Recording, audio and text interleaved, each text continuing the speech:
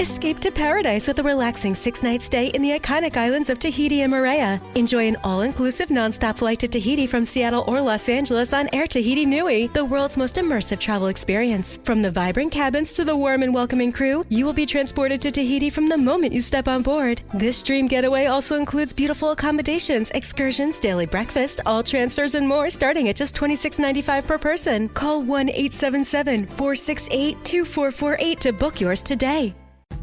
Lovers wants to know, ever forget Valentine's Day in the past? Need to make up for it? Do it and them right this time with the perfect pleasure present from Lovers stores. Whether you're looking for spicy toys, alluring lingerie, or exciting accessories, Lovers has it all. Save 20% when you mention unforgettable at one of our 18 Western Washington locations. Offer valid with free Lovers Afterglow Rewards membership until February 28th. Some exclusions apply. What's up? It's your boy, the Ted Smith. When that pipe starts to trickle and you're in a real pickle, call Pinky. When that burst pipe starts to smell right, call Pinky. When your water heater's shot and it won't get hot, call Pinky. When you get home to a flood, call your best bud. Pinky's Plumbing to the rescue. No job is too big or too small. Pinky's does it all. So when your plumbing backs up and things get stinky, call Pinky's. Pinky'sPlumbing.com. When your plumbing backs up and things get stinky, call Pinky's. Hey, anyone know what channel the game's on? We know. Download the Sports on What app today and always know how to watch the game. Satellite, cable, or streaming. Sports on What knows the channel the game is on, and you can too. Subscribe today to start your 7-day free trial. Sports on What? We know. And now, here's the question. Hola, bitches. Good day to you and yours. All right, the question of the day brought to you by our friends at Advanced Hair Restoration. I got the sticky note, Mike. Yeah, baby. Now, the best thing about survival stories is that the person in question survived. However, the worst part of a survival story is the actual story that people can't believe that you survived. So we go to Australia's Snowy Mountains, which is both the description and the name, the Snowy Mountains. That's where a 23-year-old med student disappeared for almost 2 weeks. He was found 13 days later. Now, he survived on foraged berries and 2 granola bars that he sold from a random mountain hut. Oh, no. Swear to God. Now, that's his story. Everybody survived. Well, now we have an 8-year-old boy in Zimbabwe. Now, he got lost in the wilderness, but instead of 13 days, like his Australian counterparts, this kid, quote-unquote, was only lost for 5 days. And he's from the area. Now, he, too, ate foraged fruit, but the significant difference in their situation is that the little kid survived for 5 days in the Madasudona Game Park, home to lions, herds of elephants, hippos, and other apex predators. In fact, when rescuers found him, he was sleeping on rocks, as they say, amidst roaring lions. Now, I personally have no interest in experiencing either scenario, but today is the day that we do our Would You Rather question. So I asked myself, would I rather be lost in the snowy mountains with no predators for 13 days, or would I rather only be lost for 5 days but surrounded by freaking lions? And to be honest with you, I still don't have an answer yet. Both of these stories suck, mainly because I had to eat fruit the whole time. That just doesn't work for me, you know. But today, that's just one of our many Would You Rather questions. So today is our random rather question. Be part of the big show, call 206-803-ROCK. Like the Men's Room on Facebook, follow us on Twitter and Instagram at Men's Room Live, and send those emails to the Men's Room at KISW.com. The debauchery rolls on. You're listening to the Men's Room with Miles and Thrill. 99.9 KISW. And it's all its way to go. Welcome to season 19, episode number 4,238. Happy New Year. No kidding. Jesus, God. Still here. Oh, my God. What a large and in charge program we have for you today. Guaranteed future repeat, the exciting return of Who Sucks Less. Steve, you bring us 3 stories each and every week. They all suck. It's up to us to determine out of the 3 which story sucks the least. How are we looking this week on Who Sucks Less? You know, I considered throwing Ted in there with his human games, but instead we went with, went with 3 other people. We got a Texas high school coach and football team that all right. There. We also have a guy posing as a fake job. Everything about this guy's fake. And then we have a dad that you'll be so glad is not your dad. It is amazing. Okay. Even though he's rich. Who Sucks Less is coming up. We do have a couple listeners out there, by the way, that found the Men's Room 20th anniversary lager from Black Raven Brewing, as it was announced on Monday.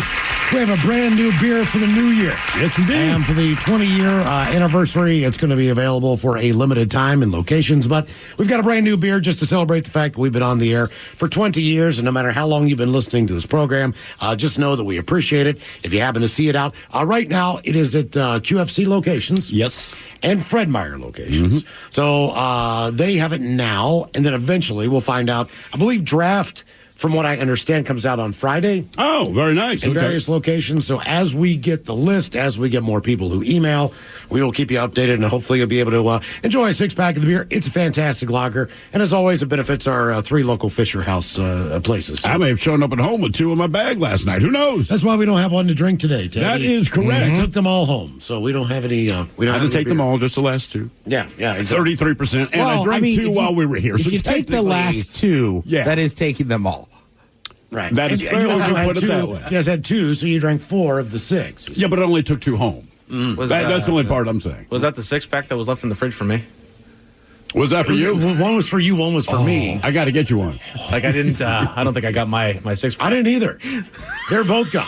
Oh, it was like damn. a 6er and a 4-pack.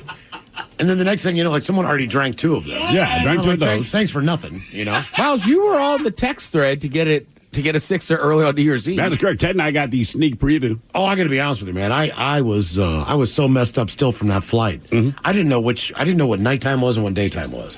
So he's like, "Hey, man, how was your New Year?" And I'm like, "I think I was asleep by 7." Yeah, that sounds about 7:30 right. because it was, to me, I was just so upside down. Well, how was your New Year? It was like an afternoon. Right. No idea what the hell happened there. I will say, we didn't talk about this. That stuff with the needle, that looked awesome. It did. Look great. See, I have no idea. It looked great. I want to give a shout out to King 5 did a great job. My man Terry Holman, it was awesome. My daughter went. She said she had a blast. It looked so cool on TV. I'm old, so I left the bar at 11 and then went home and watched it on TV, but it was great. Most shocking thing, I was like, how was all that crap down there, the traffic and everything? She's like, it was amazingly easy. Really? To get down there, find a place to park, and drive home. Then maybe we should do fireworks more often in Seattle. If that's the case. That's shocking. Good times. All right, today is the day we do our random Would You Rather question. Basically what we do, you call the program 206-803-ROCK, and you will have a random choice to make at our discretion. Now, let's start with this one here in the room. Steve, you brought it up earlier. Would you rather be lost for 5 days in an African game park? Yes, we're back on that one. Or 13 days lost in the Australian outback and Snowy Mountain region? Where's the Snowy Mountain region? I was talking to Steve about this earlier, Ted, because if you know anything about the 7 summits, which is the tallest mountain. I know there's 7 of them. Yeah, on each continent. So obviously here it's Denali in North America. It's in Asia. It's obviously Everest. It's Mount Blanc in Europe. It is Kilimanjaro, and because Everest is bigger. Kilimanjaro in Africa. All right. What continent am I missing? In Australia, there's one in Antarctica in the middle. And Is it a big, significant one? Or it's probably 13,000 feet. That is maybe significant. 16,000 feet. And then there is the one in Australia, which if you do the 7 summits, they always seemingly save Australia for last because it literally is just a few hour walk up a hill. Like if you have a pole vault, you can clear at the top. You don't need to have special gear. You put on tennis shoes with shorts on and a T-shirt. That's my kind of mountain. And you get to Australia's highest peak. So I don't know where this area is, but someone was lost there for 13 days. Oh, dude, well, that's easy. It's in southern New South Wales. Okay. Oh, right. That's what I was thinking. Yeah, you know, dude. Yeah, I know. Yeah. So what are you taking? Are you taking 13 days? And it's still Australia.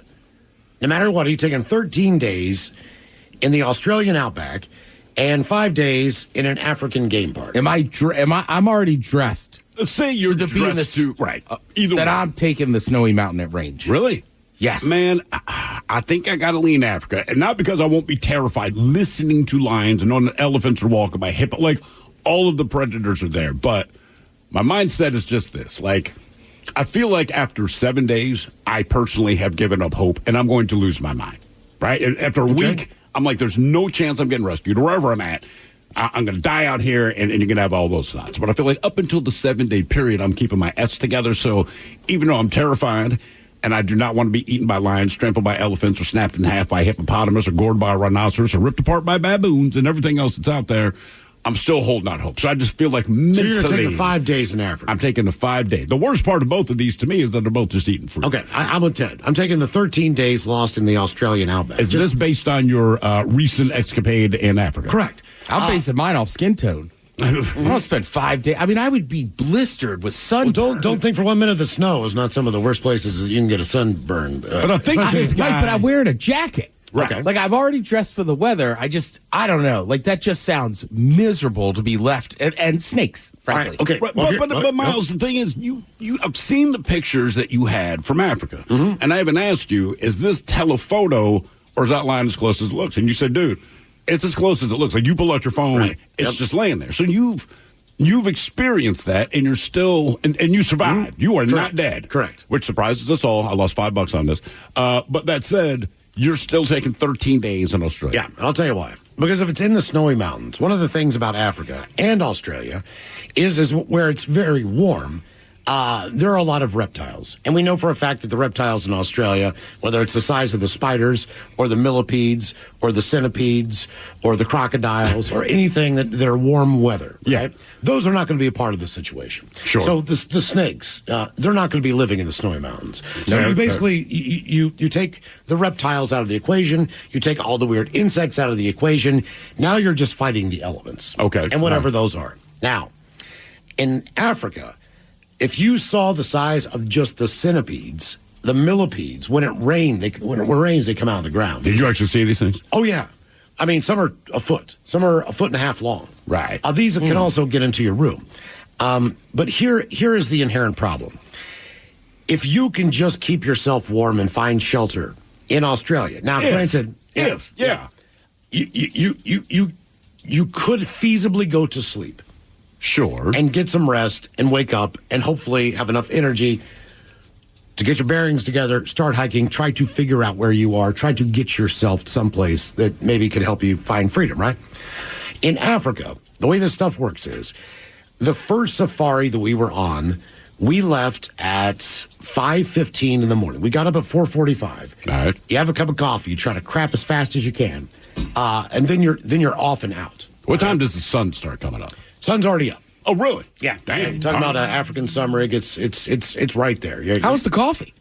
Coffee was fantastic. Does it run right through you? Absolutely. You know, it was really good. I mean, typically when you go to if you've been to Mexico, great coffee. Jamaica, great coffee. Strong, but yeah. Costa Rica, great coffee. All these places that produce coffee beans, Africa does too. I've been to Miami, so I've had Cuban coffee. So they have a lot of Kenyan coffee beans, and so the coffee was pretty good. But the reason that you go so early is because all of these animals hunt nocturnally. Yeah. They are up all night. And they sleep all day. And they're picking off whatever they can. Baby impalas, kuda, you name it. Wildebeests, whatever's the one that's trailing behind, that's the one the lions eat. So when you wake up and you go on that first one, typically you're looking for the carnage, which is either the lions are still going after it, the hyenas waiting, because they are the bone cleaners. You know the persons you go get wings with, and you're looking over at their bucket of wings, and you go, gotta know how to eat wings, man. There's tons of meat on there. That guy, it's kind of what the lions do. Right. And they leave the rest for the hyenas. Sure. So the hyenas make that skeleton look like an actual skeleton. I mean, there's nothing, no gristle, there's nothing left. Do you eat the tendon on the drummy? I don't. All right. Do you? I do, yeah. I have a buddy, we all know, Marshawn. I mean, he just cleans a wing. Like I've seen that man eat a wing. So he's a hyena. I'm pretty good at it, but I'm going to start calling him the hyena. He is a hyena. I've seen him eat chicken wings. It's like, bro, have you been fasting for a month? I mean, did you just get out of prison? So the reason that you can makes you feel like the less reason of a that you man. can get so close to these animals is because they have been hunting all night. They have now been fed, and they're taking their nap because they are worn out from an entire night of hunting and eating. Sure. So that's why they're so docile in the morning. However, if you are out there and you need to go to sleep, this is when you are the hunted. And you would never get any rest because the entire time you would just be thinking to yourself, what has eyes on me? What is going to attack me? And because that's when the attack happens. So if you're asleep, that's when they grab you by the head and drag you off, right? So I would rather be able to get just a decent night's sleep with a little hypothermia in Australia. I'll take just that. Losing some toes, maybe a finger or two. I'll instead just of being say eaten. it. I'd rather die of hypothermia than die all sun blistered up getting bit by a snake. Right. Yep. Well, it's all Absolutely. dusty. Not and only thirsty. that. Not only that. But when you do fall asleep, keep in mind in Africa, it gets extremely cold. And whether you are in a tent or not, the bugs and the spiders and the snakes tend to migrate where you're sleeping because A, You're warm. You're warm. You've got body heat. The wind can't get in if it's blowing. So it's the warmest location. So that's why when you pull back your sheets, when you need to look in your bed, you definitely need to pick up the toilet lid. All the things that you do at home. You pull back the shower curtain. It's almost like you're Africa I'm dead. preparing. Yeah, I mean, you're already ready for this. Africa dead. You already have all the mannerisms that are required to be able to spend the night comfortably, because you have to check these things. You're So- not wrong. I'm just saying, man, for me, it's the duration, right? And you're right. I would be absolutely terrified. I would probably have nightmares for the rest of my life, but it's 5 days. I mean, seriously, Correct. that's it. Like, Yep. and I really hate cold weather. So I understand everything you're saying about the predators, but one, I detest cold weather. I hate cold weather. So 13 days in cold weather is already Yeah. a nightmare. And yes, knowing that lions are hunting me, a nightmare, but it's 5 days. We also didn't tell you that the kid in Africa was 8 years old, and he survived 5 days in what they call a perilous African game park. I'm not sure the difference. I don't know what game park in Africa is not perilous. This is out of Zimbabwe. And when I was in Zimbabwe, keep in mind, that was the home of saltwater crocodiles. Or, I'm sorry, freshwater crocodiles, but African crocodiles. All right? And they're sizable. I mean, there are areas in the river where you can swim. There are areas where you need to get out. Did you immediately. swim? I did not swim, but I talked to a guy I'm not who getting did it. some whitewater rafting who basically told me, look, man, you could go to a certain point, and they said, you want to take a dip in the water, but they're like, get out now. But the hippos come into the water. In Zimbabwe, it's got a few different species, but still all the lions, everything else. So, Sure. But it does have the hippos, along with the rhinos, and along with the crocodiles. Do crocodiles and hippos fight? I didn't see that. Okay. I'm just curious. That'd be awesome. But either way, basically the child wandered away from his home. He was sleeping on a rocky perch amid roaring lions and elephants. When they found him, he survived on eating wild fruits.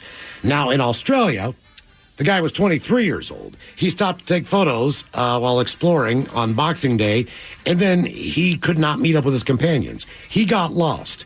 That began his 13-day search for anybody or anything, just to be able to get himself out of here. He consumed only foraged berries and 2 granola bars over 13 days. Yeah, man. All right. Yeah. No. You think you want to cut weight for the new year? There you go. You know what I mean? That guy. It's New Year's resolution. I'm going to eat more. Okay, the random rather question is coming up. 206. Hiring is a lonely business. Posting jobs, sifting through resumes, interviews with unqualified applicants, being ghosted. What if you could link with dozens of qualified candidates who are ready to work right now with just one connection? That's Express Employment Professionals. Find us at expresspros.com. One connection, the workforce you need. Problem solved. Express Employment Professionals. expresspros.com. Yeah, sure thing. Hey, you sold that car yet? Yeah, sold it to Carvana. Oh, I thought you were selling to that guy. The guy who wanted to pay me in foreign currency, no interest, over 36 months? Yeah, no. Carvana gave me an offer in minutes, picked it up, and paid me on the spot. It was so convenient. Just like that. Yep. No hassle. None.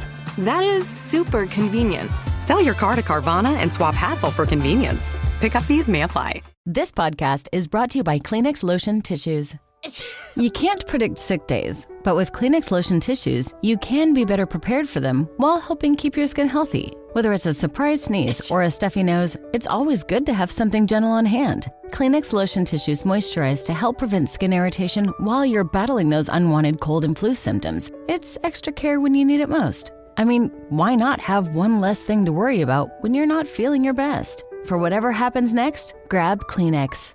The brand new Grand Casino and Shoreline is now open. Step into the action with Vegas-style table games like Baccarat, Heads Up Hold'em Poker, Pai Gow, Blackjack, and High Card Flush. Feeling hungry? Feast on delicious Chinese, Vietnamese, and continental dishes plus breakfast favorites. Dine in or take out. And don't miss daily happy hours from 4 p.m. to 7 p.m. and 10 p.m. to midnight. Grand Casino and Shoreline off Aurora. Open daily from 9 a.m. to 4 a.m. Visit GrandCasinoGaming.com.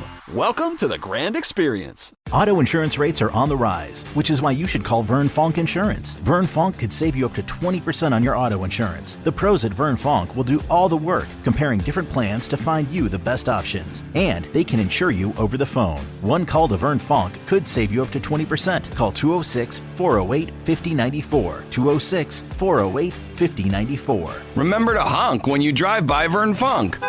Restrictions apply based on a Q3 2023 study of Vern Fonk insurance customers who reported saving when they switched. License number 1070622. 803 Rock. 99.9 KISW. The shenanigans continue. This is the Men's Room with Miles and Thrill. It's a random Would You Rather question, 206-803 Rock. Hello, Amy. Welcome to the Men's Room. Hola. Hola. Amy, welcome to the program. Okay. Thank you. Absolutely. Thank you for calling. We appreciate it. Okay, Amy, this is a twisted. Yeah. Well, this is a twisted one. Hopefully, you'll be able to figure it out. Okay. Would you rather cook the family pet and serve it to an unsuspecting guest, or eat the pet yourself? Ooh. I'll cook it and serve it to someone else. I'm right there with you. Do you have a pet? I do. I have a cat. She lives with my son, though, over on the other side of the mountains. You can still cook her. Also, he took the cat with him. Yes. Now, does that mean, but did they have a closer relationship, or he just wanted the cat? Oh, no. I had her over here with where I live on this side of the mountains so that she would be able to go outside and play. But after a few years, he wanted her back, so he came over and got her and took her back home. Okay. So like a cat burglary. Yeah. Okay. At least you had an outdoor cat. The woman that owns the house next to me does not live there. She inherited it from her mother for about the last 6 to 8 weeks. It's been an Airbnb for a local family, but that local family's home flooded before the holidays. So they've been staying there, right? No problem. They're cool. They got 2 little kids. They're just like 2 little kids. To their credit, they were very festive at Christmas. They had an inflatable Minion, an inflatable Grinch, an inflatable something else that I can't remember, reindeer, and then they had one of those real creepy kind of religious-looking Santas standing in the doorway, which, by the way, scared the living bejesus out of me the first time I saw it. I thought it was a dude standing there. Anyway, he's got like the taller hat and everything? Yeah, and he looks real serious. You know, there's like Jolly Santa, ho, ho, ho. This is not him. This is like, no, seriously, I've been watching you. There is a naughty list. Right. And I'm here to bring the naughty stuff. Anyway, they have an outdoor cat, which I did not realize. The problem with the outdoor cat is the cat's very friendly. But it likes to hover around my home, which drives my dog absolutely bat-ass crazy, man. So I'm starting to hate this cat, not for anything it's done. It likes to hang out under the portico where I smoke out front, right? All right. But my dog knows it's there, so now my dog is pressed up against the window, and it's just 20 minutes straight of barking. But as cats do, the cat's just looking at the window at the dog like, you can't get out here, not going to do anything. So the other day, I had to chase it out of the portico, no problem. Then my dog stops barking. About 30 seconds later, my dog freaks out again, now runs to the back window. The cat has simply walked around the house and is now sitting outside of the window, outside of the home office. Same thing, just staring at the dog. And my dog is losing her ass. Keep in mind, my dog's already crazy. But when she sees that cat, it's like, I know you're crazy, but now you can't find your meds, kind of crazy. So the dog's losing her ass, which makes me lose my ass. It's finally I went outside and had to throw a rock at the cat just to make it run away. And then my dog instantly hit it right between the eyes. There's no chance I was going to hit it. But still, man. And then the cat got on top of our, the pergola, right on the side yard. Yeah. It's just sitting up there. So now my dog's in my bedroom, standing in my bed, looking out that window, just barking at it. So my thing is, I don't have a problem with the cat. I got a problem that my dog has a problem with the cat. And there's nothing you can do to shut my damn dog up. All of that said, if I had to cook one of my pets, it's going to be the dog before the cat. I'm cooking up Motley before I cook up Rainbow. So, Miles, in the question, the other part of it was, or I have to eat my family pet. Or you serve it to someone else, and they don't know what it is. But somebody else is going to prepare my family pet. No. No, you're cooking it one way or the You're other. cooking it either way. But would you rather eat it, or would you rather serve it to someone who does not know what the meat is? I'm serving it to someone. I guess in that case, I'd serve it. But if somebody else is going to make it for me, depending on who's making it, I would eat my own dog. Really? Oh, yeah. So as long as someone else prepares your pet, well, you would eat your pet knowing that it's your... Who do you have in mind? My buddy Sal. Barbecue's awesome. Like if Sal was like, "Hey man, I'm gonna smoke your dog. I'm gonna slow smoke your dog," I'd be like, "It's all right, man." I'm like, "Oh man." Slow smoke Tigger. Yeah. Oh, damn. Yes. But he's a Scottish Terrier, so he didn't have a ton of meat on him. Okay. Right. But I'm telling you, Sal could smoke anything. Even your dog. Even my dog. Okay. Random would you rather question 206-803-ROCK. Hello, Wes. Welcome to the men's room. Hola! Hola! Wes, welcome to the program. Random question. Let's go with this one. All right? You got to put yourself in these shoes. You are a cop. Would you rather pull over a stripper or pull over a Hooters girl? Would you rather pull over a stripper or pull over a Hooters girl? All right, I'm going Hooters girl. Hooters girl. Okay, why a Hooters girl? I just feel like they're going to be a lot nicer, and I feel like the stripper might be on some substance and be a little aggressive, and I get, scratched up. Okay. Or bit. All right. That's not a bad way of looking at it, I think that if I'm a cop, okay, first of all, I'm a corrupt cop. There's no doubt about that, right? Oh, yeah, without question, man. Let's just be honest with the situation. Not corrupt to the point of doing terrible things, but I'm going to take advantage of the situation. So, I might just say He'd to be her... the undercover cop who gets lost. Probably. I could never do undercover, but I'm with Miles. Like, look, I'm not setting out to do anything corrupt, but I pull you over, you got a kilo of Coke, and it's like, look, man, you can go to jail for like 12 years, or I'm going to take this off you, and this never happened. Correct. That's my kind of... And the same thing, like, look. Has Montgomery checked in? Not in a year and a half. Now, I know you might think I'm crazy, all right? No. But you could say, hey, all right, look, I will give you a ride home. We will park this vehicle. You can come and get it tomorrow, whatever the deal is, or call a friend now and get the car out of here. And I want a lap dance, right? Or... That's all you're asking for? When do you work next time at Hooters? Because I'm coming in, and I'm eating dinner. What's a wing? And the whole damn thing is on the house. And you are not getting a DUI. I'm taking your ass home if I ever see you driving drunk again. One dinner? I'm throwing your ass in jail. I'm with Ted on that. Like, Jesus, man, you're not even good at being a bad cop. Whenever I'm negotiating, if I get Hooters wings, this is the direction I'm going. But if it's one DUI, right? It's a Hooters girl. You can bust her on DUI.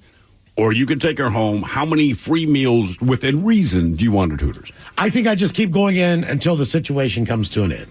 I'm not going to put a number on it. I'm just going to go, look, if you work on Wednesday nights, just expect to see me there for dinner. All right. And then you're going to take care of it for a while. But you're not going to get a DUI. I'm going to safely get you home, and we're going to figure out a way to get your car back home. Even if we have to tow it there. Whatever we have to do. That's not a bad thing. I think I take the stripper, and not because I want to go in your club and I want a free lap dance, but, and this is just my guess, I am confident that if I search the stripper's car, she's going to have some stuff that I want, right? And I feel like then you do the trade. Like, hey, this is what I found in your glove compartment. This is what I found at the bottom of your purse, okay? I like what you like, so, because I know what you like. So here's the deal. I get to keep all this. And I'll give you a ride home, make sure you get home safely, all that kind of stuff. We'll get your car towed, but I don't necessarily want a free meal. I don't want a lap dance. I want your drugs. I mean, that's a longer short. Ted, where are you going? Hooters or stripper? Well, after that video I saw today, I'm going Hooters. Hooters. Okay, Hooters girl. Reason we asked you're a cop, you pull over a stripper or a Hooters girl. We'll start with a story out of Ohio.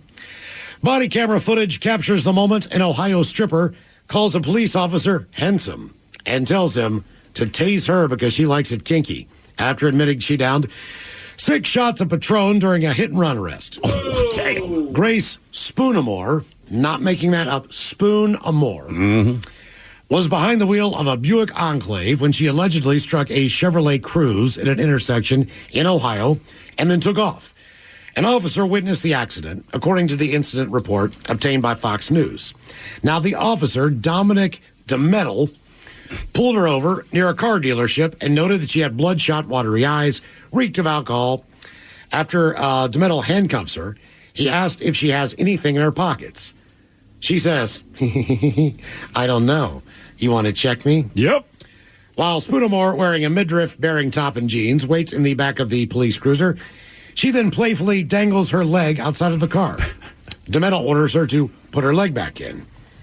Listen, handsome man, she says, you feel some type of way because my leg ain't in the car? Spoonamore initially denied drinking, then later admitted to the footage to the second officer, excuse me, that she had 3 double Patrons with a lime. Then told the officers she was a stripper who works at Hustler, which is outside of downtown Cleveland, about 25 miles from where she was pulled over.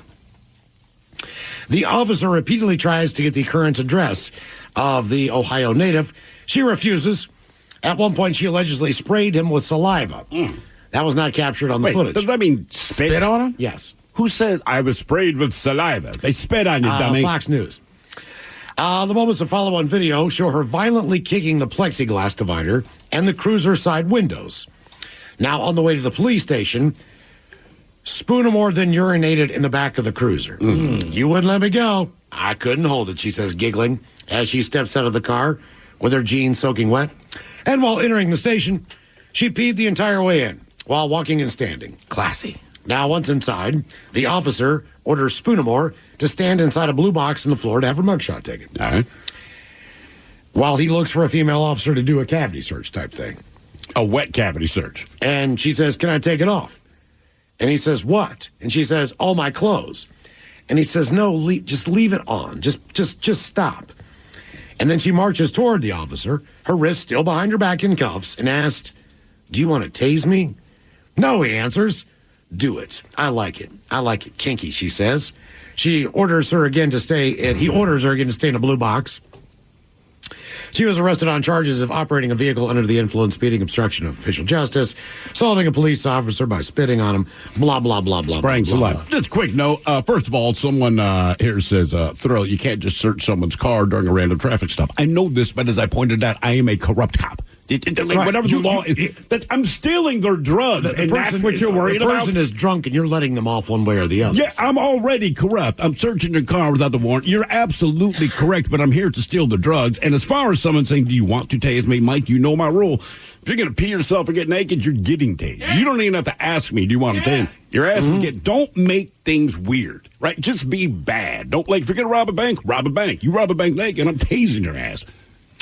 Now we move on to the story down in Sarasota, Florida. They say, have you ever seen a video of a Hooters waitress trying to flirt her way out of a DUI? You have now. Her name is Sophia Ross, and she is 22 years old.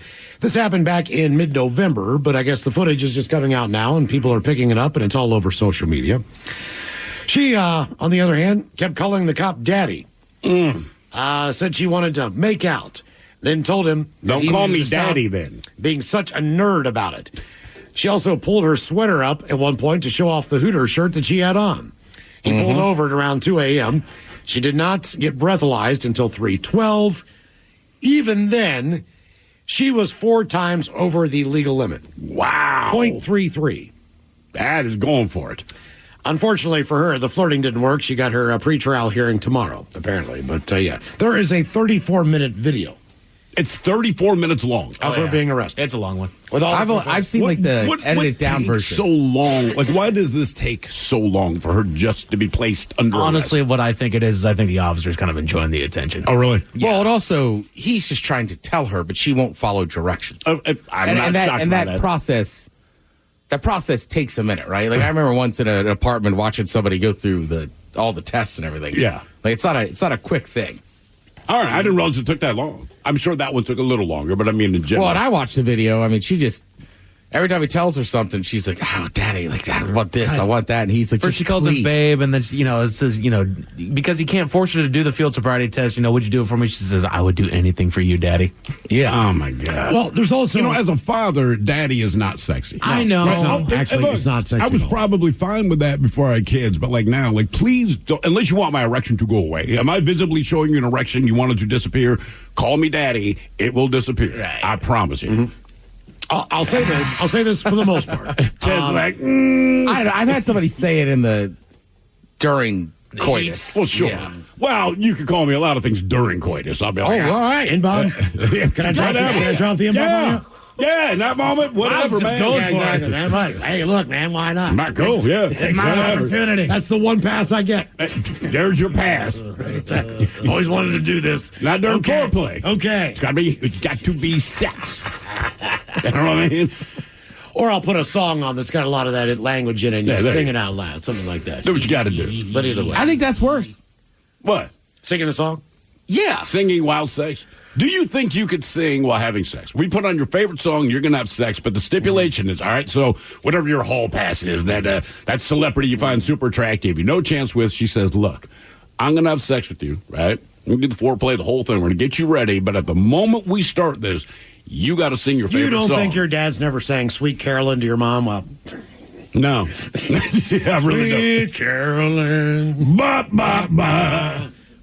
So good. So good. Yeah. That's my mom's part. Yeah. Oh. Come on, honey, it's your part. It's a duet. Well, the difference is, look, we have been to hustler clubs before.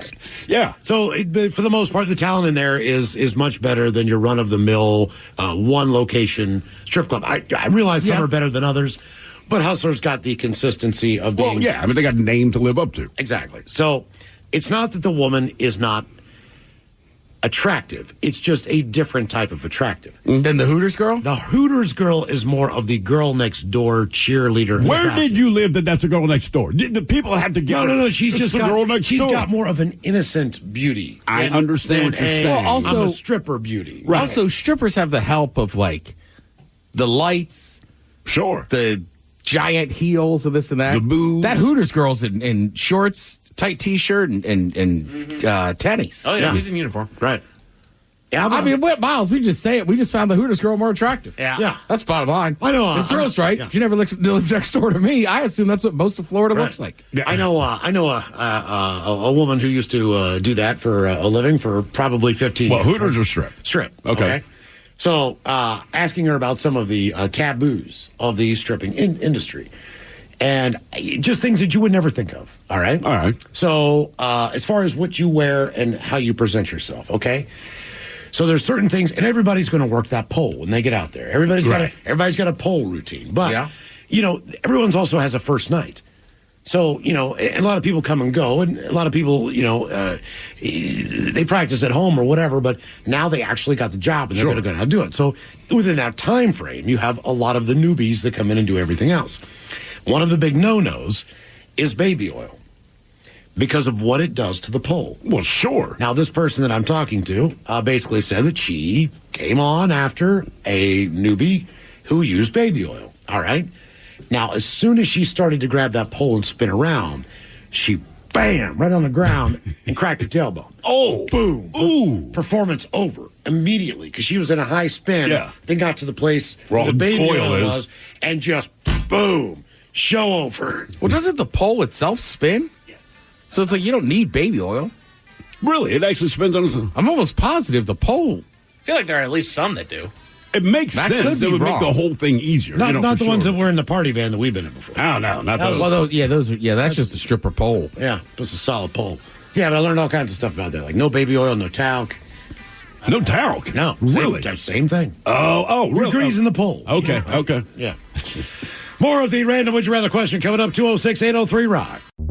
Is your team at work feeling a little disconnected? Maybe the workflow's not flowing? Try Confluence by Atlassian. Confluence is the connected workspace where teams can create, organize, and deliver work like never before. In Confluence, teams can whiteboard their vision for any project, easily create or access the relevant pages and resources they need, and discover important context they might not even know they need. Plus, AI helps teams jumpstart brainstorms, organize information, and connect workflows, so teams can move efficiently and create alignment with ease. In fact, with Confluence, teams can see 5.2% average boost in productivity in 1 year. So if your team lacks confidence, try Confluence, the connected workspace where teams can do it all. Set knowledge free with Confluence. Learn more at Atlassian.com/confluence. That's Atlassian.com/confluence. HYUN.com/CONFLUENCE.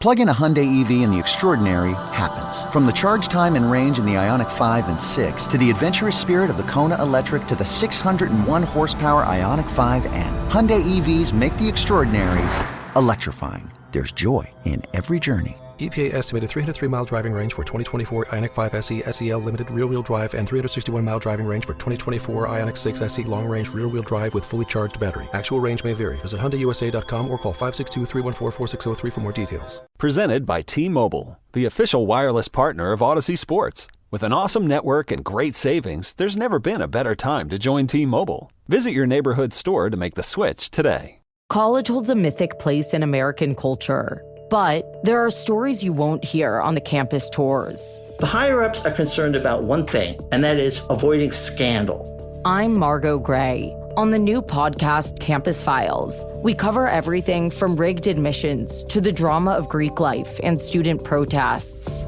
Listen to and follow Campus Files, an Odyssey original podcast. Available now on the free Odyssey app and wherever you get your podcasts. Escape to paradise with a relaxing 6-night stay in the iconic islands of Tahiti and Moorea. Enjoy an all-inclusive nonstop flight to Tahiti from Seattle or Los Angeles on Air Tahiti Nui, the world's most immersive travel experience. From the vibrant cabins to the warm and welcoming crew, you will be transported to Tahiti from the moment you step on board. This dream getaway also includes beautiful accommodations, excursions, daily breakfast, all transfers, and more, starting at just $26.95 per person. Call 1-877-468-2448 to book yours today. Lovers wants to know, ever forget Valentine's Day in the past? Need to make up for it? Do it and them right this time with the perfect pleasure present from Lovers stores. Whether you're looking for spicy toys, alluring lingerie, or exciting accessories, Lovers has it all. Save 20% when you mention unforgettable at one of our 18 Western Washington locations. Offer valid with free Lovers Afterglow Rewards membership until February 28th. Some exclusions apply. What's up? It's your boy, the Ted Smith. When that pipe starts to trickle and you're in a real pickle, call Pinky. When that burst pipe starts to smell right, call Pinky. When your water heater's shot and it won't get hot, call Pinky. When you get home to a flood, call your best bud. Pinky's Plumbing to the rescue. No job is too big or too small. Pinky's does it all. So when your plumbing backs up and things get stinky, call Pinky's. Pinky'sPlumbing.com.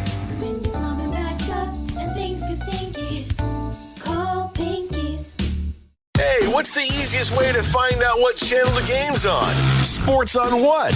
Subscribe to the Sports on What app and quickly find the channel for every provider. Satellite, cable, or streaming. Sports on What knows the channel the game is on, and you can too. Download today. 99.9 KISW. We return to the men's room with Miles and Thrill. Random Would You Rather question brought to you by Advanced Hair Restoration.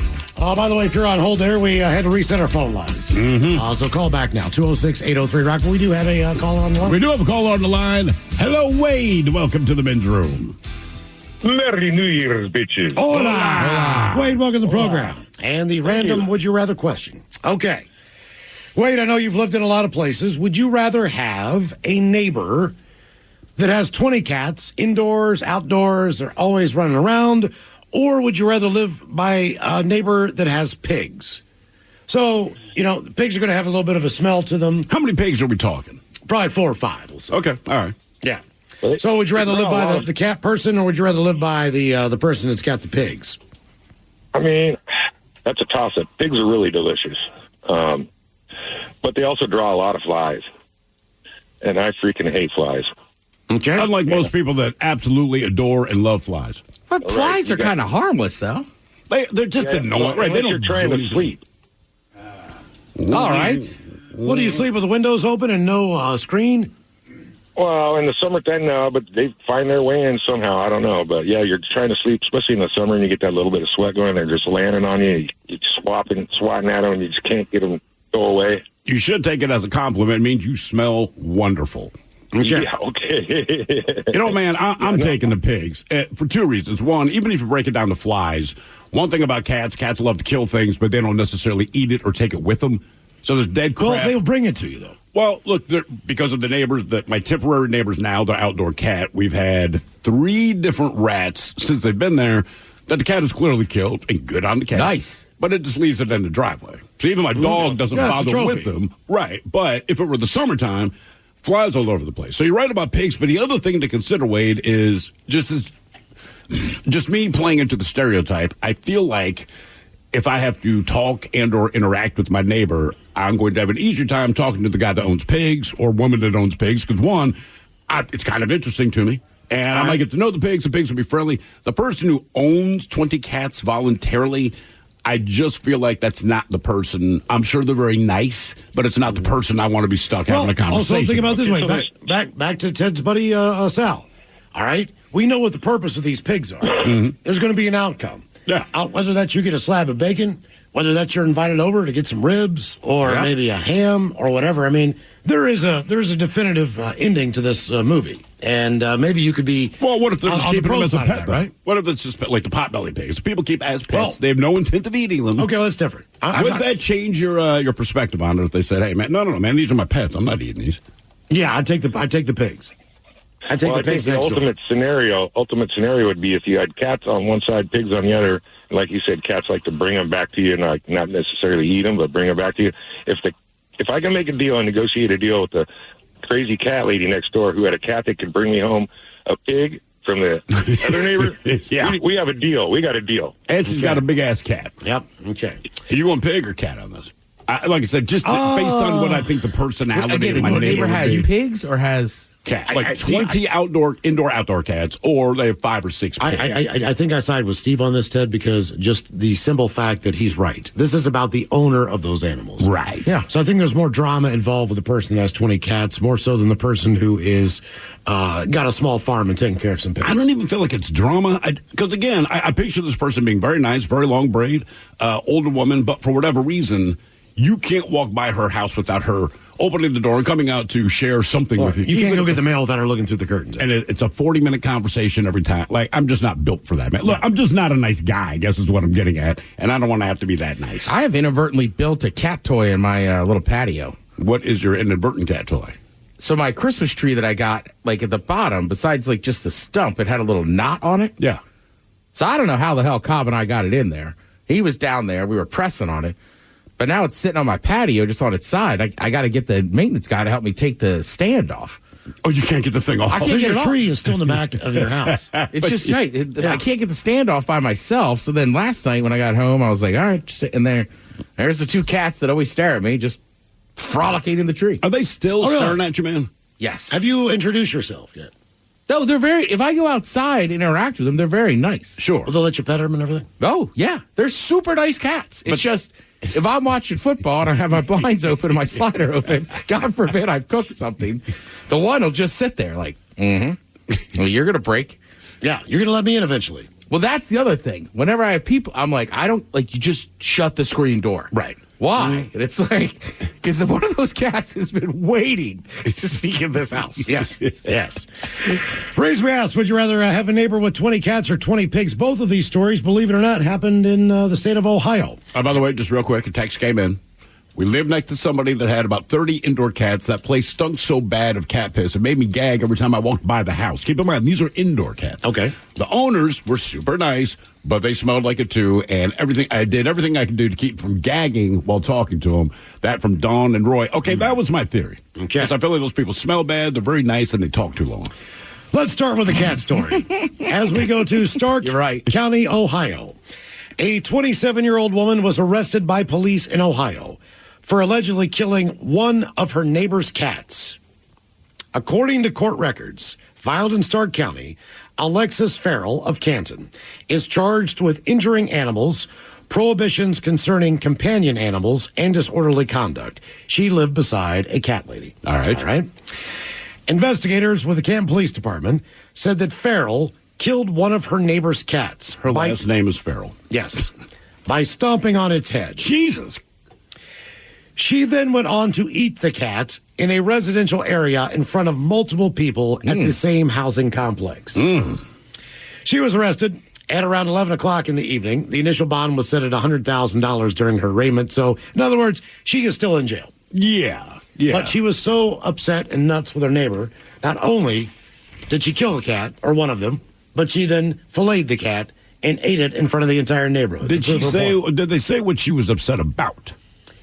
I have no idea. That was not specified. That was just her response to whatever the problem was. Right. Yes, that's how she thought that that should go down. We stay in Ohio. An investigation is ongoing after a 75-year-old Ohio woman was fatally attacked and then eaten by her neighbor's pigs on Christmas Day. Damn. I saw that today. I forgot about that before I answered. Pataskala Police near Columbus said that it's not yet clear whether criminal charges will be forthcoming in the case, which he calls horrible, just a horrible situation.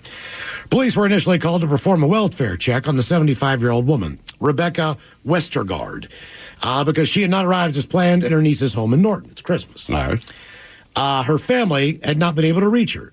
So when police arrived at her home, they found her dead on her property near her house. The police officer told the outlet he could not share many details because the investigation is ongoing, but said the two pigs responsible for mauling and eating her belonged to her neighbor. The neighbor's identity has not been released, and it's still unclear whether they will face criminal charges because the aggressive animals are livestock rather than dogs, and there's a difference between the two as far as the law goes. You might have an aggressive pit bull. That law is different than if I have a farm animal. If you have a farm animal. Miles, did they eat her completely? They ate most of her. If it was a pit bull or a Rottweiler, or name any of the other 15 dogs that are deemed semi-aggressive, then we would know the answer right away. They would put the animal down. Yeah, of course. But being farm animals, it's really just not something that we've ever dealt with here. Police are consulting the Licking County Prosecutor's Office and said they would share more information once the autopsy is completed in 4 to 6 weeks. Wow. And that's if the pigs did it on their own. Are you thinking, what if the neighbor whacked her and then had the pigs try to finish her off? Well, that's what you always hear. Give a body to a pig head, and right, is they'll eat everything. I've heard that as well. I think it's gone deeper, dude. I think the neighbor just didn't like her. But that's the thing, because it's pigs, you have to consider that option. You know, the neighbor might be like, bro, I had no problem with this lady. The pigs just did this. But I think if I'm a cop, like, I hear you, and I want to believe you, which never brings anyone any comfort. I want to believe you, but we're still going to do an investigation. Well, and if I'm her family, livestock or not, like, they must have gotten out. She was on her property, right? Right. Yes, I still think, let's kill those pigs. I would think, like, right, if you're going to put down the dog, you got to put down the pig. If the pig's left the property, if I climb over the fence and whatever animal you've got does whatever it's going to do. I did not know the pigs ate meat. I just thought they eat, they eat anything. Do they? That's why they call you a pig when you just eat anything, because pigs will eat pretty much anything you put in front of them. Did you not see Hannibal? I mean, I saw Silence of the Lambs, but not Hannibal. Oh, you got to watch the follow-up. Or even Snatch. Why? What does the pig do? He eats Gary Oldman. Oh, really? Yeah. Well, that's an ugly dude to eat. I mean, I picked somebody better looking. Yeah, I mean, like in the movie Snatch, the whole thing was the main gangster, like when he was getting rid of people, you knew where you were going. And they're screaming like, please throw me into the pigs. And he'd throw your ass in there alive, but he had like, 80 of them or something like that. And these things went to town. I mean, that's when I kind of learned what pigs were all about. I did not know that. Oh, yeah. I thought they were intelligent and friendly. They're both of those. But look, people are intelligent and friendly, and we will shoot each other to death because of a Slurpee machine. Yeah, but we're not eating people. For the most part. I mean, it happens on occasion. Speak for yourself. It happens on occasion, but for the most part, it does happen on occasion. That's not the normal story. Random would you rather question, 206-803-ROCK. Hello, Sean. Welcome to the men's room. Hola, guys. Happy 20 years. Hola. Thank you, man. We appreciate that. All right, Sean, here is your random rather question. Would you rather have a live stream of all of your showers or a live stream of all of your bowel movements? I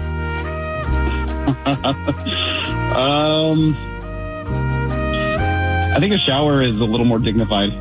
You think so? I mean, I know what you mean as far as what people might be interested in saying, but my thought is you don't want either of these things live streamed. But in the shower, I'm completely naked. I mean, like I'm naked. I'm washing my ass. You're doing the whole thing. At least when I'm pooping, for the most part, like I'm typically tucked. Rag's not going to pee when I so like. But don't you wipe and stand up? I do, but I would change my game. You'd have to. I mean, like that's the worst part. You know what the worst part is about that is people watching you wipe your ass, not you taking a poop, but the fact that you're wiping your ass. But here's the thing: when you have a bowel movement, whether you sit and wipe or you stand and wipe, and correct me if I'm wrong, you are still inspecting the toilet paper to figure out when you Yes. are done with the completion Yeah, of that to know when you're project. done wiping. You got to know. You got to know.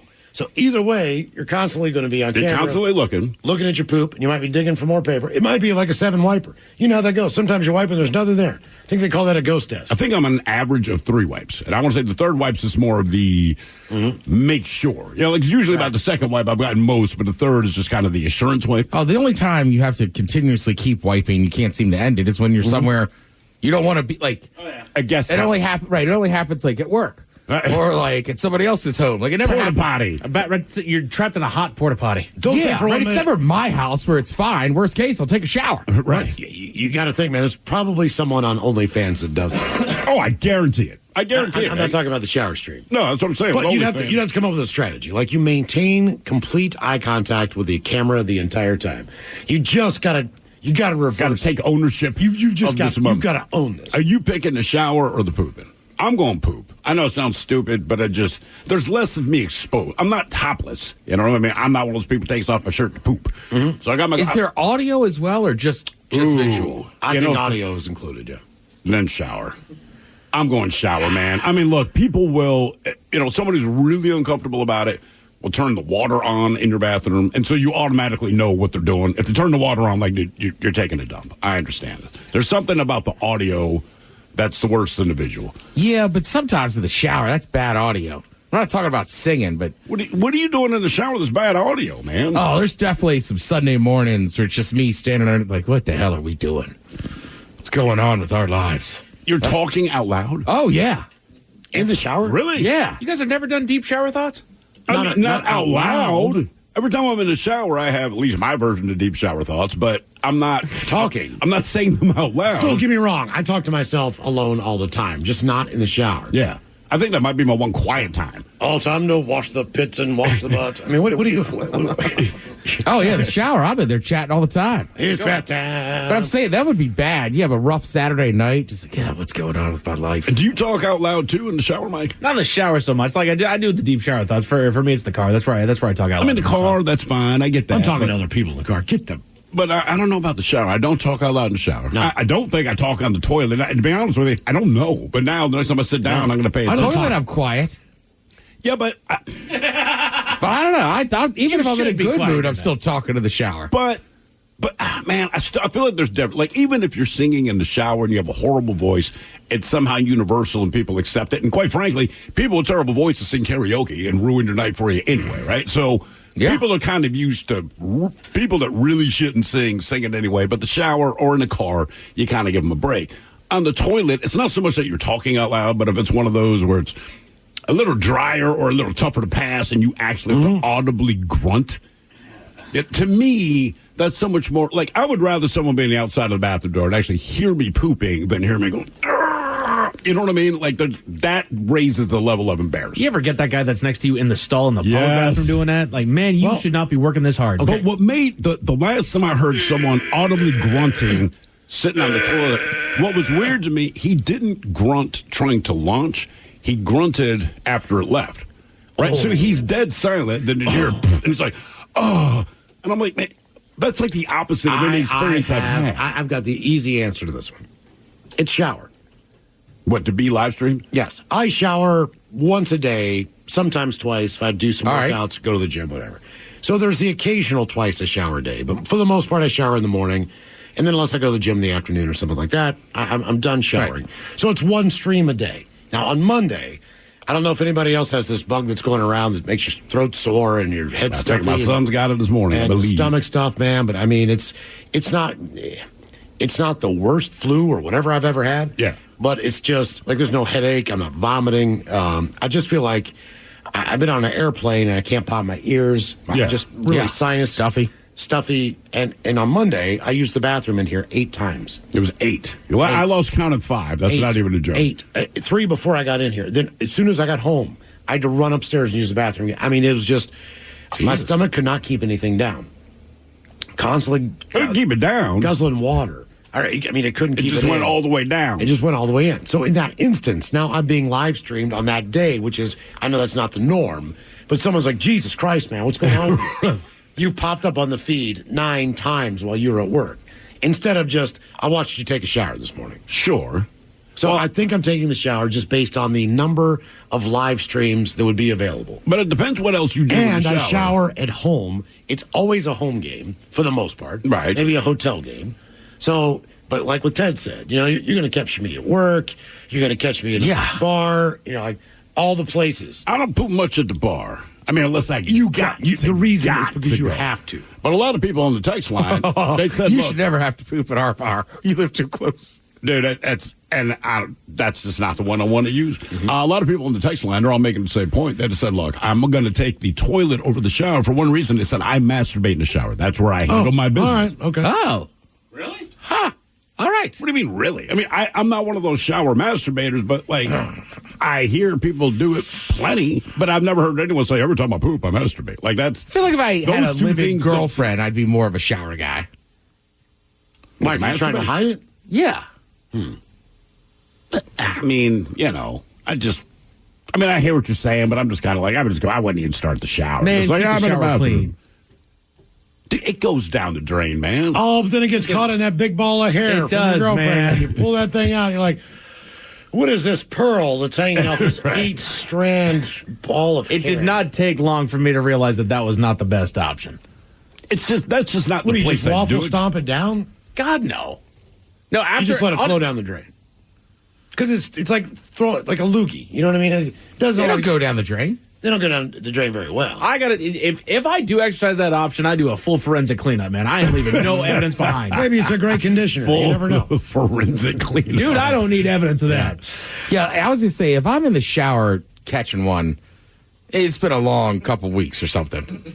Well, I mean, there are times. I would say when we first moved here, Miles and I shared a hotel room for like, and we were like, look, man, just as a rule, just can we not handle our business? We're sharing a room. It's Yeah, like, cool. we didn't. So we got into the At least I didn't. the new apartment, man, and seriously, we both just went into our individual rooms. Like I was saying, like 20 Nothing minutes, was bro. spoken. Yeah, just our doors closed. It's like, whew. Yeah. Oh, goddamn, I feel better. It's like my shoulders I know. relaxed. Stress has gone away. Back pain's gone. Birds are singing again, man. You're not pissing me off near as much. Well, I'm telling you, man, seriously, that's probably the longest I've been without doing that since I discovered that magical moment. Because once you discover it, you're like, I want to do this as much as I possibly can. Like, if I can't have sex, then I want to masturbate, right? I mean, it's just that easy. So then when we got here, it's 2 weeks of, it's like going on a hunger strike. I've never not eaten for 2 weeks, man. I don't, and it's true, you do get more irritable.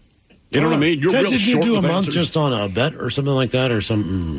Wasn't it like A couple years ago, Yeah. Yeah, I did like. Was it Lent maybe? Or Master your domain. Yeah. It Was was like, it might have been almost like 2.5 months or something. Wow. Could you have sex?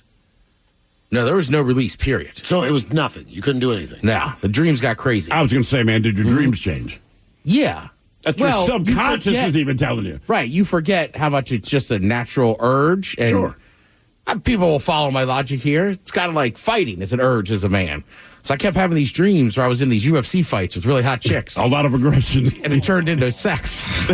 UFC specifically. Well, it was a mixed martial art. Submit, Ted. Yeah, it was a one of those contests.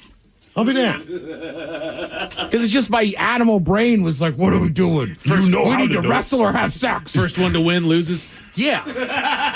All right. But you're right. It takes a while. And then, when that ended, that was tough. What was tough? Clean up? Yeah. I would imagine. And don't you save that for somebody special? I mean, or at least film it.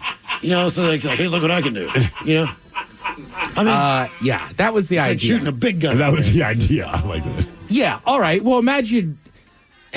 Jesus. You don't know. I haven't told you it's loaded. There's no safety on it. And I toss you a 50 cal. Yeah. Right. And it just boom. That's what I said. So Did you I film did it? wait till I had a partner, and it was like, yeah. I mean, you're like, two. Yeah. It was very quick. And then I think I laughed for about an hour or for about a minute. What's so funny? Oh, you have no idea. Whew. You just laughed. Yeah, I was just in such a good mood. It's got to be a weird reaction from the other person. Like, we had sex and he laughed at me. Yeah. Then we got pizza. It was a great day. More of the random Would You Rather question coming up 206-803-ROCK. Wow. What's up? I just bought and financed a car through Carvana in minutes. You?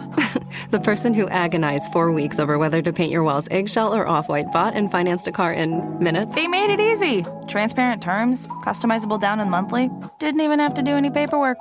Wow. Mm-hmm. Hey, have you checked out that spreadsheet I sent you for our dinner options? Finance your car with Carvana and experience total control. Financing subject to credit approval. Hiring is a lonely business. Posting jobs, sifting through resumes, interviews with unqualified applicants, being ghosted. What if you could link with dozens of qualified candidates who are ready to work right now with just one connection? That's Express Employment Professionals. Find us at expresspros.com. One connection, the workforce you need. Problem solved. Express Employment Professionals. expresspros.com.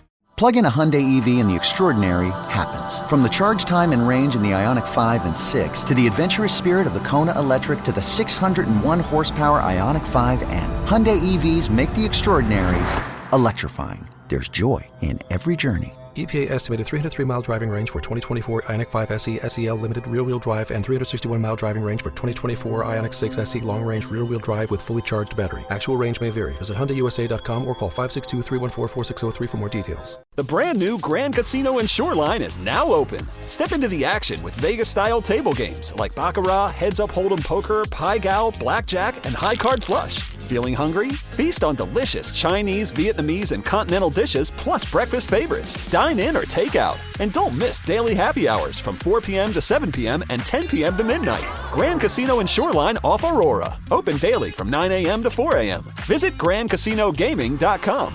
Welcome to the Grand Experience. Is your team at work feeling a little disconnected? Maybe the workflow's not flowing? Try Confluence by Atlassian. Confluence is the connected workspace where teams can create, organize, and deliver work like never before. In Confluence, teams can whiteboard their vision for any project, easily create or access the relevant pages and resources they need, and discover important context they might not even know they need. Plus, AI helps teams jumpstart brainstorms, organize information, and connect workflows, so teams can move efficiently and create alignment with ease. In fact, with Confluence, teams can see 5.2% average boost in productivity in 1 year. So if your team lacks confidence, try Confluence, the connected workspace where teams can do it all. Set knowledge free with Confluence. Learn more at Atlassian.com/confluence. That's ATLASSIAN.com/CONFLUENCE. 99.9 KISW. The men's room returns with Miles and Thrill. Return of Who Sucks Last Countdown at 4:30 right after emails and a random Would You Rather question. 206-803-ROCK. Hello, Danny. Welcome to the men's room. Hola. Hola. Danny, welcome to the program. Let's see. Danny, let's go with this one. Would you rather always have damp socks? Oh, no. Or always have a pebble in your shoe? Pebble in the shoe, hands down. I'm right there with you, brother. Pebble in the shoe, huh? Yeah, it's just that easy. You can't do the damn socks thing. Like, I was in the military. That's like the first thing they tell you is take care of your feet. That we have more casualties in war from like foot injuries from like damp feet than weapons. So they weren't even joking. Like, deal. and Forrest Gump, that was like a big point of emphasis when he meets Lieutenant Dan. Like, guys. No, that is real. That is 100% real. You get foot fungus. You get infections. Like, yeah, wet feet is bad. It's real bad. Okay, that's a good point. I mean, even outside of feet, what is the longest that you've been trapped in damp clothes? Whatever the clothes might be. I mean, just how many hours did you have? Hiking. Yeah, I mean, like backpacking hiking. I only bring this 2 up. days. My son, he's like 2 years old, and I've told the story before. I won't go through it all, but we are flying from Philadelphia back to Seattle. And as the flight takes us right around Christmas time, kids are being a nightmare. The whole situation sucks. It's holiday travel with little kids, right? And flight attendant is kind enough to bring me a beer before cart service because she looks at me, sees that I'm dealing with a 2- and 3-year-old. I had threatened their lives. That still didn't work. They're still acting like 2- and 3-year-olds. So she goes, "You look like you could use a beer." And I said, "Man, thank you so much. I honestly can. Thank you for doing that." And she walks up, man, puts it on my tray. My kid is sitting in my lap at this point, which is cool because I paid $500 for a seat for him, so he's sitting in my lap. She opens the beer, which I have to do, and immediately my lap goes cold because my son knocked my beer over into my lap. I grab what's left of the beer, put it back on the tray, and then my lap goes from ice cold to body temperature because right after knocking the beer into my lap, he now pees directly into my lap. Like, he's pretty much dry. It's just in my lap. My wife's like, you have to change him. I'm like, I know. So anyway, I change his clothes. He's got a fresh diaper. He's wearing dry clothes. I'm the only one on the plane who's wet, and it's only on my groin. And it's just a 6-hour flight of feeling your clothes dry. Yeah, of urine and beer. And it smelled like pee and beer. That's the worst part is you can't not smell it the whole flight, man. Then the kid's napping. I can't sleep. And you just, whatever that sensation is of feeling wet clothes dry against your skin, it is horrible. He made a good point about the foot stuff. So obviously, damn socks, bad choice. Do you guys have a pair of shoes that for some reason collects pebbles in them all the time? Yep. I have one pair of shoes specifically. It does not matter if I'm walking on a street. It seems like a pebble figures its way into my shoes. And like both of them. Like, I did an urban hike when I got back because I was on a plane for 24 hours. I wore the wrong shoes. I had to stop no less than 4 times to dump pebbles out of my shoes just walking around town. What gets a pebble into your shoe? Because you're right. know. It's always like I don't one know. pair versus the other.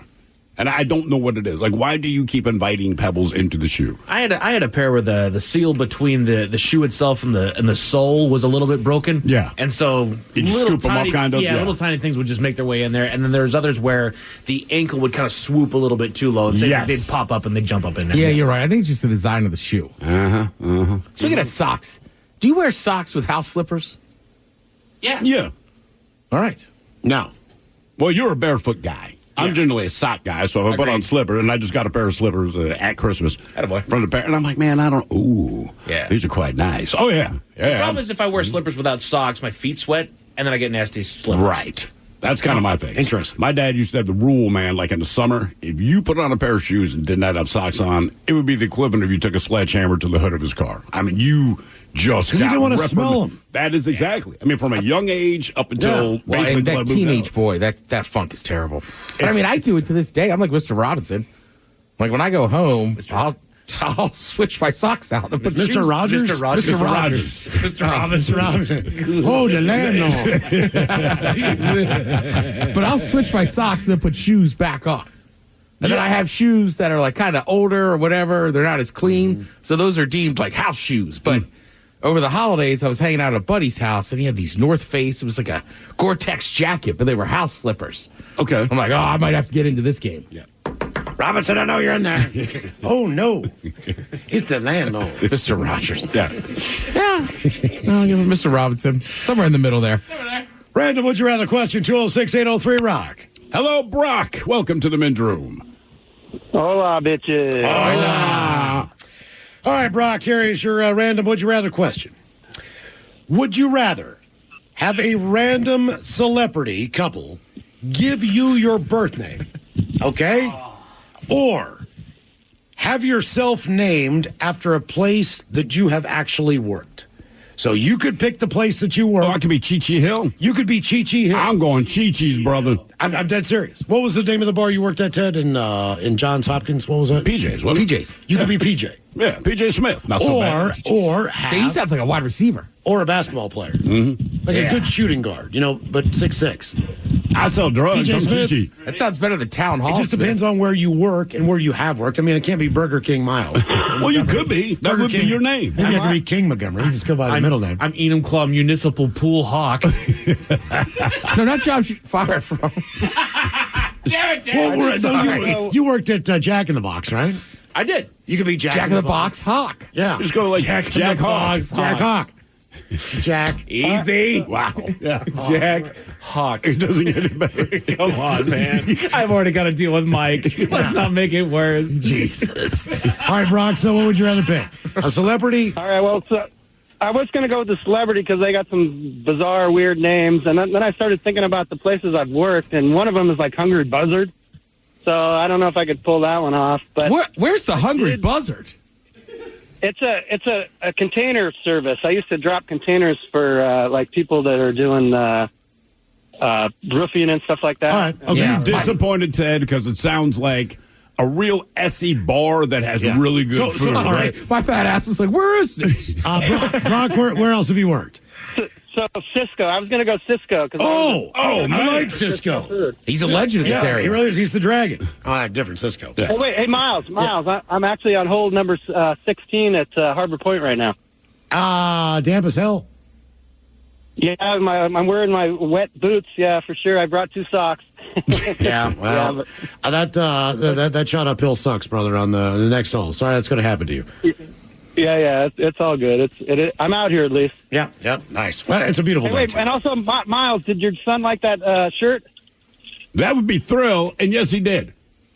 Or Thrill, sorry. Yeah, Thrill. Yeah, my bad. It's fine. I gave it to him. Cool. We handed it to him on Christmas, so he got 2 Ravens jerseys that he wanted, and then I had him open that shirt, and he recognizes it's the Sonics, but does not recognize it as Jimi Hendrix first, and he's like, what player is that? I said, man, that's Jimi Hendrix. I thought he played guitar. I said, he does, man. It's Photoshopped. It's a Seattle thing. So, okay. Yeah, now, thank you for that, by the way, right, dude. Steve, you worked at restaurants. What was the name of the pizza place? That was Bop. Brick Oven Pizza. They just shortened it to Bop. Bop Hill. So it can be Bop Hill. Bop Hill's not bad. Yes, it is. Who's going to forget Bob? Everyone would say Bob. You say, no, man, Bop. B-O-P. B-O-B. B-O-P. As in poison as it is Bop, not Bob. Again, Bop Hill, kind of like P.J. Smith, could be a wide receiver. Yeah. It would have to be. Okay, let me think. I had Chi-Chi's. I had the Atlantic. I had Commander's Palace for a while. Commander Hill. Well, Atlantic Hill's not bad. Atlantic, I mean, it's stupid, but Commander you can Hill. get away with that. Commander Hill. That's Commander a Hill's name. a pretty cool name. I'm trying to think where else I've been, man. I worked Hey, with you don't mind million. getting beat up for stolen valor. Yeah, that's my name. Well, it's like Major Harris. Commander Cody. Yeah, that's his name. I guess you're right. Name's Major. Yeah. What the hell is my word?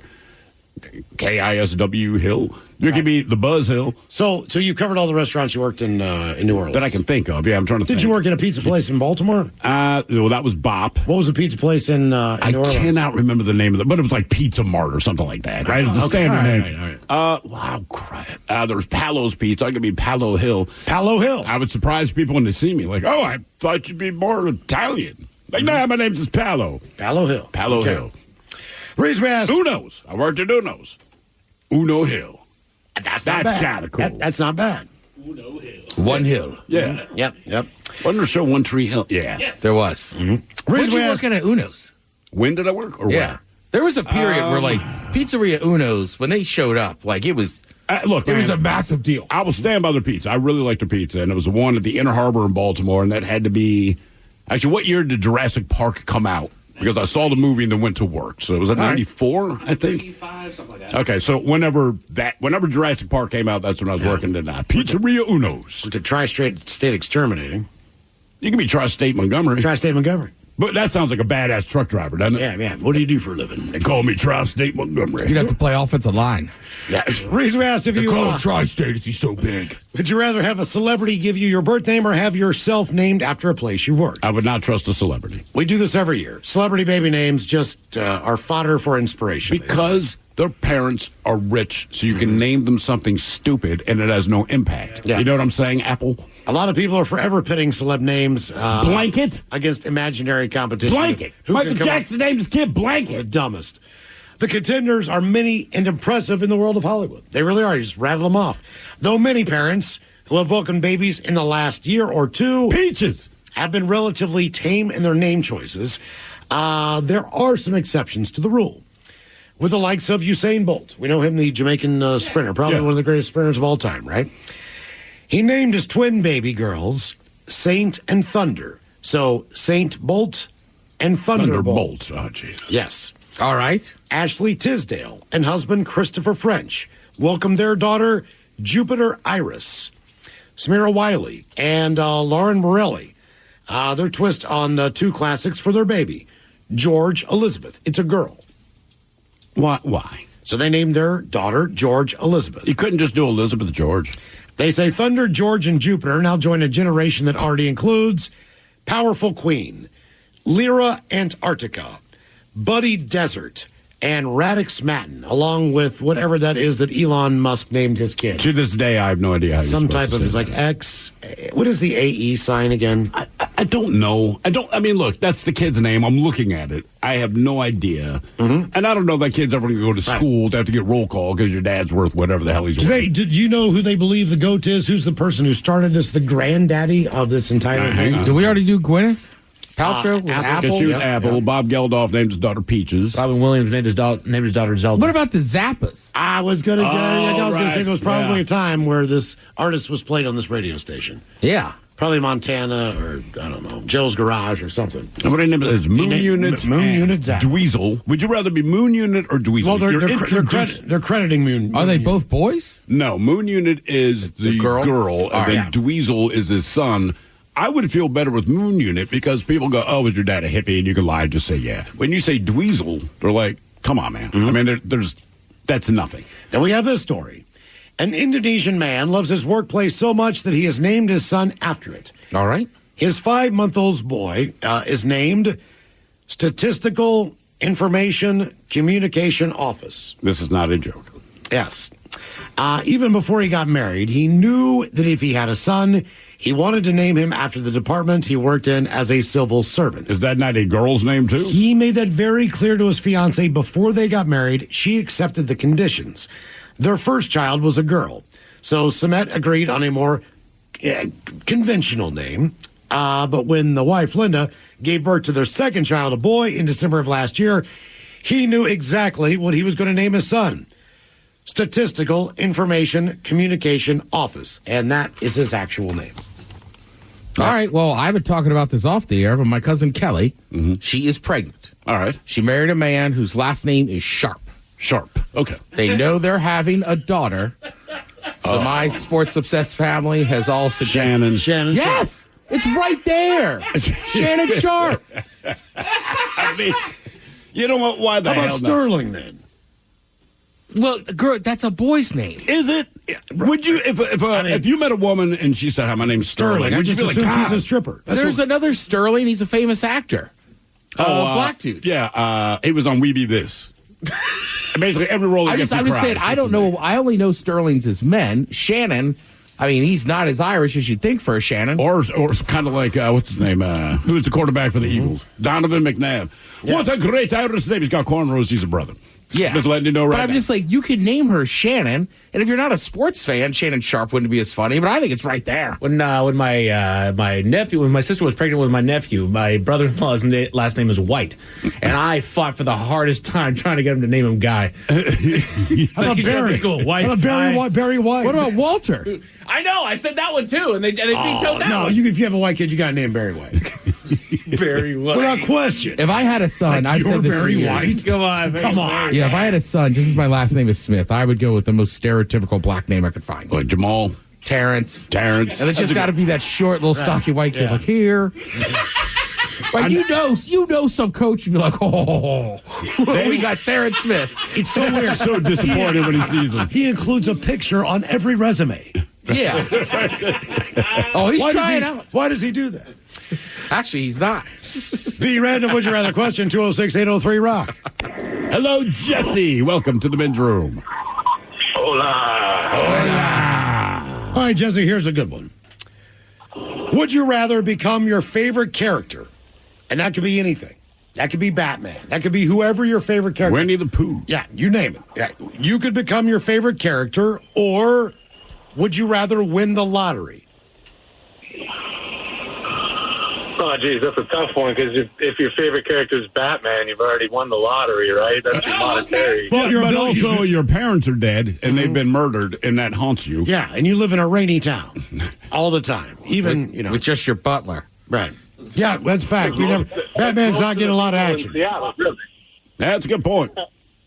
Let's see. I'll probably have to go with my favorite character, and I just have to pick somebody rich and cover the lottery part of that. But who is your actual favorite character? Like, you don't want to be some people rich. Grew up with Urkel, and you kind of go like, I don't know that I'd want to be him. Yes, in all honesty, Spawn is probably just because he battles the demons. But why would you want to do that, though?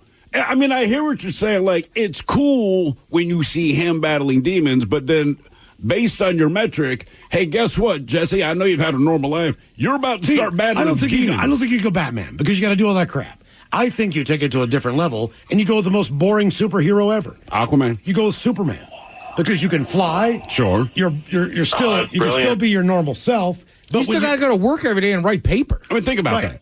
But the dude took a job. But when I'm freaking Superman, but I'm getting because yelled I'm in at. disguise. I don't want anybody to know who I am. You're wearing glasses. But I'm it's still just the people around you are still good stupid. looking, and when I put on my uniform, I'm still better looking, and I can fly. I'm not taking Superman. I mean, my man, it's like, right, you can do all this stuff, and you work at a newspaper. Brilliant. Well, and Are you also kidding me? you also are then tasked with saving the world all the doggone No, you're time. not. I don't have to do anything. He does it because he's nice. I'm not nice. I'm corrupt. I Hey, steal your nothing but rip drugs. you in the news if you don't, though. It doesn't matter. There you are, just casually flying around from place to place because it's what you can do. It's called a humble brag. They're just flipping you off the entire It's time. called a flex. Do you know all this Amazon traffic I got stuck in this morning? F it. I'm Superman, brother. Yeah. You know how much you pay to park in this building? F it. I'm Superman, man. I'm getting home fast. Yeah, I don't have to save the world. That is a decision that Superman Does made. Superman fly faster than planes? Yes. He can fly at least up to the speed of light. Faster than a speeding bullet. Let's just say this. Let's just say right now, I don't know, it's 78 degrees and sunny in San Diego. I want tacos for lunch. I'm still at work. I can get my ass down there, eat 2 tacos on Mission Beach, fly my ass back, and still be on the air at 2 o'clock. And I've gotten 7 numbers. In theory. In theory, because Why I'm not? Superman. What do you mean in theory? Like, dude, I can zip down there in no time. Yeah. Like, in no time. Superman... I'm sorry. I just don't trust Miles on the beach before work. He didn't say he'd be sober. He just said... He's just getting hammered out there. But there's only 2... That was a very specific taco spot he was talking about. There's only 2 jobs in this world where you can put your hands on your hips and be cool. Superman and a porn star. Yep.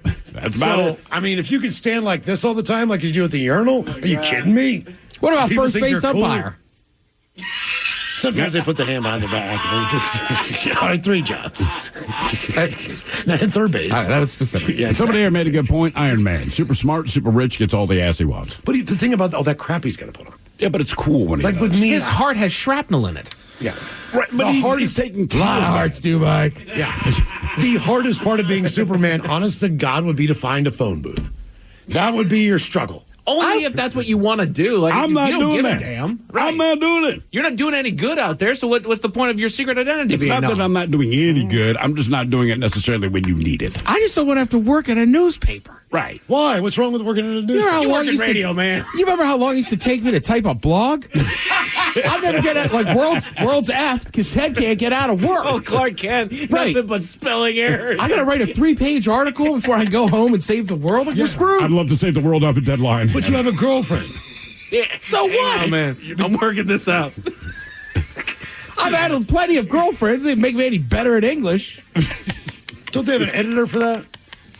Yeah, but when it's that bad, they're like, this job might not be for you. It's a very demanding job, man. Prices are getting cut. I You'd be used to able go to type blue those in the stuff. face when Hair Club would be like, what's with you on the blogs? Like, I got into radio to talk.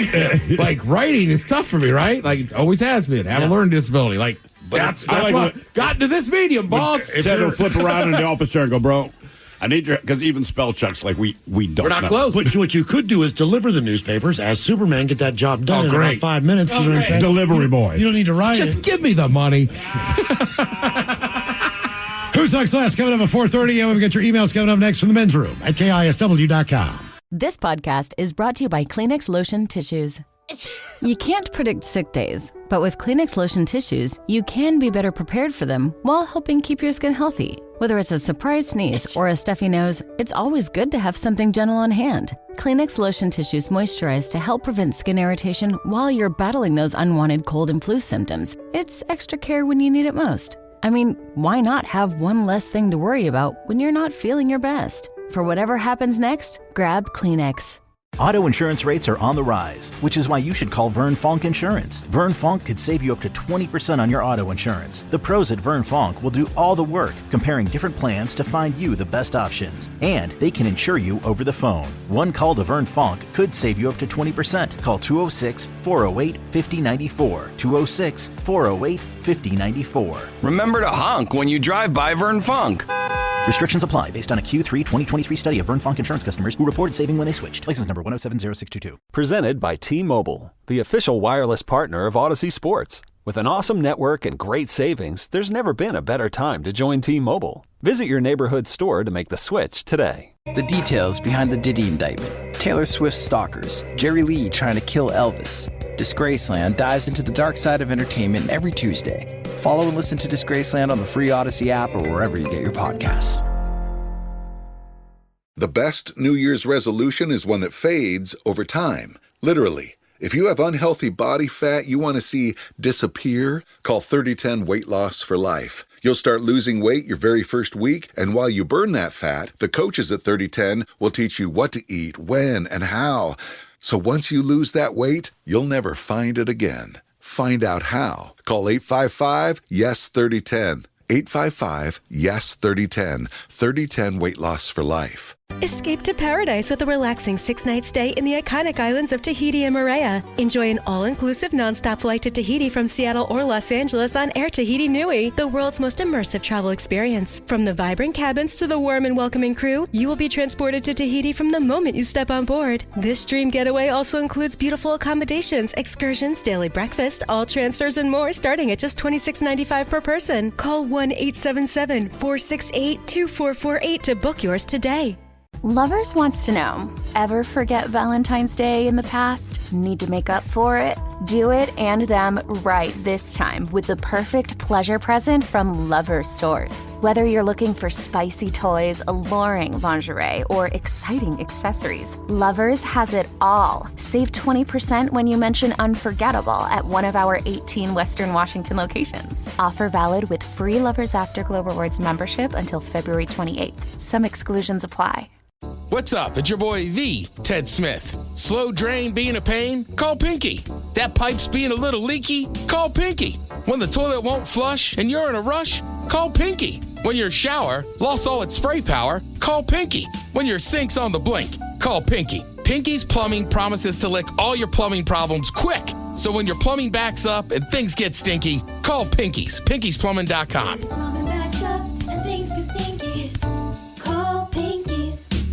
Are you a bartender that dreads the phrase, hey, can you put the game on? At Sports on What, we understand your pain and we're here to help. Over-the-air, satellite, cable, or streaming, Sports on What knows what channel the game is on, and you can too. Follow your favorite teams, set alerts, and filter by provider to get the results you need. Stop wasting time searching and never miss kickoff again. Just download the Sports on What app, and you'll always know how to watch the game. Available for Android and iOS. Start your 7-day free trial when you download Sports on What and subscribe today. The debauchery rolls on. You're listening to The Men's Room with Miles and Thrill. 99.9 KISW. Who Sucks Last is coming up at 4:30. But first time for a few emails to the men's room at KISW.com. Oh. Now. Now. Emails. All right. Birthday time. Let's see here, guys. Our amazing son Rocco is turning 18 today. Looking forward to watching him shine even brighter. Can we please have Mickey and Goofy break down what he can look forward to and maybe what he should avoid now that he is officially an adult? Thank you, guys. That from Ji Young and from Paul. Where is the... There we go. Well, gosh, I think the first thing you can expect is people saying, but what's your real name? And as far as what you should avoid, anything that's called a felony. I know. There's a lot of things you should avoid. But like he said, mostly the bookings. After that, no more baby booking. You'll be in real big boy jail. But look on the plus side. Now you can go see boobs at the strip club. Yeah, you're a dog, dude. Rocco would be your best friend. But I'm a dog. Yeah, it's okay. You can name me Nacho. Nobody asks questions. I will say that's a good name. It is a great name. But I feel like if you say, my name's Rocco, everyone goes, oh, but what's the full name? Or what's it short for? And I'm like, dude, my name's just Rocco. Yeah, that was my sister's first dog's name, Rocco. He was, I don't know why I thought you were going to say he was a good boy. Boyfriend. Yeah, no, that's what I thought. No, I'm serious. Guess what she named the second dog she got after Rocco passed Rocco Jr. Bullwinkle. Cannoli. You couldn't Cannoli? I got an Italian sister, man. That's great. Rocco and Cannoli. Thanks for letting us know. Yeah, exactly. You don't have to prove it. I know, but that's just the way it rolls, man. They can't get out of it. She's got a cat named Penne. Yeah, Parmesan. What is it with Italians, right? When it comes to men and women, there's like a choice of 5 names that you can pick. Maria. You can be Maria. You could be Elizabeth. You could be Anthony. Right. But then, like, that's Mary, the box is closed. Can you name it? Can you be Italian and your name is Timothy? No. It's possible. No, you could be Johnny. Can you be Johnny? You can never be John. You never be can't John. be John or Jonathan. Gotta be John. Johnny. Johnny. You have to be the full name. Or Vinny. Vinny. So I mean, is the it most Vincent? Italian No, family I know are Nick and Chris. Yeah, you get a lot of Nicholas. Well, my brother is Nicholas. Yeah. Yeah, Remember, it's the full name. What did he name his dog? I don't know what he named his dog. That's a good question. Cannoli. Yeah, exactly. I don't know. Biscotti. Munja. I mean, I can't make fun of too many names. Though. Remember, these are just my cousin, right? I'm Ted. There's a Tim, Tom, brother Chris, cousin Christina. Oh, wow. Okay. Yeah, I so mean, you it's guys pretty straight line. Okay. All of Charles, today is my son Nathan's 21st birthday. Could he get a Leroy Jenkins, an original fish sandwich, and oh my God, what the F is that, and all of you talking all over each other about the best and worst meals that you've had. Thanks and rock on, guys. That from Jason. Let's do this. Leroy Jenkins! 2 Oregon fish sandwich. Oh my God! What the is that, bro? Best meal ever had. One of the really tough freaking meals I have had. Somebody sauteed some salmon. I went to the It already tastes like ass. And then they covered it in ketchup. That would be on the front You're kidding me, man. It was the best meal I ever had. It was in Mexico. I didn't know what I was ordering, but it was so good. Jesus. That is a tough question. What, best meal? Best and worst? Well, just best meat. Oh, I didn't do the worst. I just kept talking about the best one. I was just stuck on that, right? Because it's like I've had some barbecue that's unreal. Yep. And I've had some meals at a steakhouse where like this is the best meal, but like it's hard. I was at a steakhouse and got ostrich, and I was like, "This is the right call." That's all I've ever heard. I've never tried it. I mean, I was like, "This is unbelievable." I was Meanwhile, an ostrich was staring at him, going, They have ostrich farms down there too. Yeah. Oh yeah, my Like nephew Pepperidge just Farms. got ostrich cowboy boots. Oh yeah. As I call him, he's wearing birds. There is a Allbirds shoe, actually, isn't there? Is it There Allbirds? is, but it's not. Yeah, this is just. I think these ostrich. are. I think these are Allbirds. Yeah, they are Allbirds. Allbirds. They're called Allbirds. They're called Allbirds. Huh. Allbirds. Never heard of it. Somebody here says I'm Italian. My granddaughter's name was Leonardo.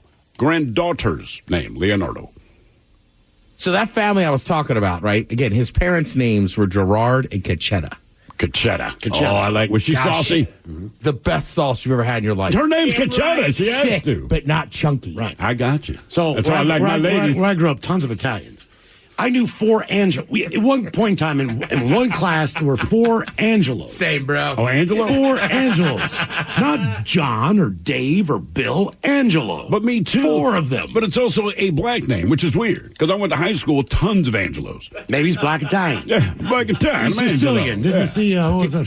What was True Romance. I mean,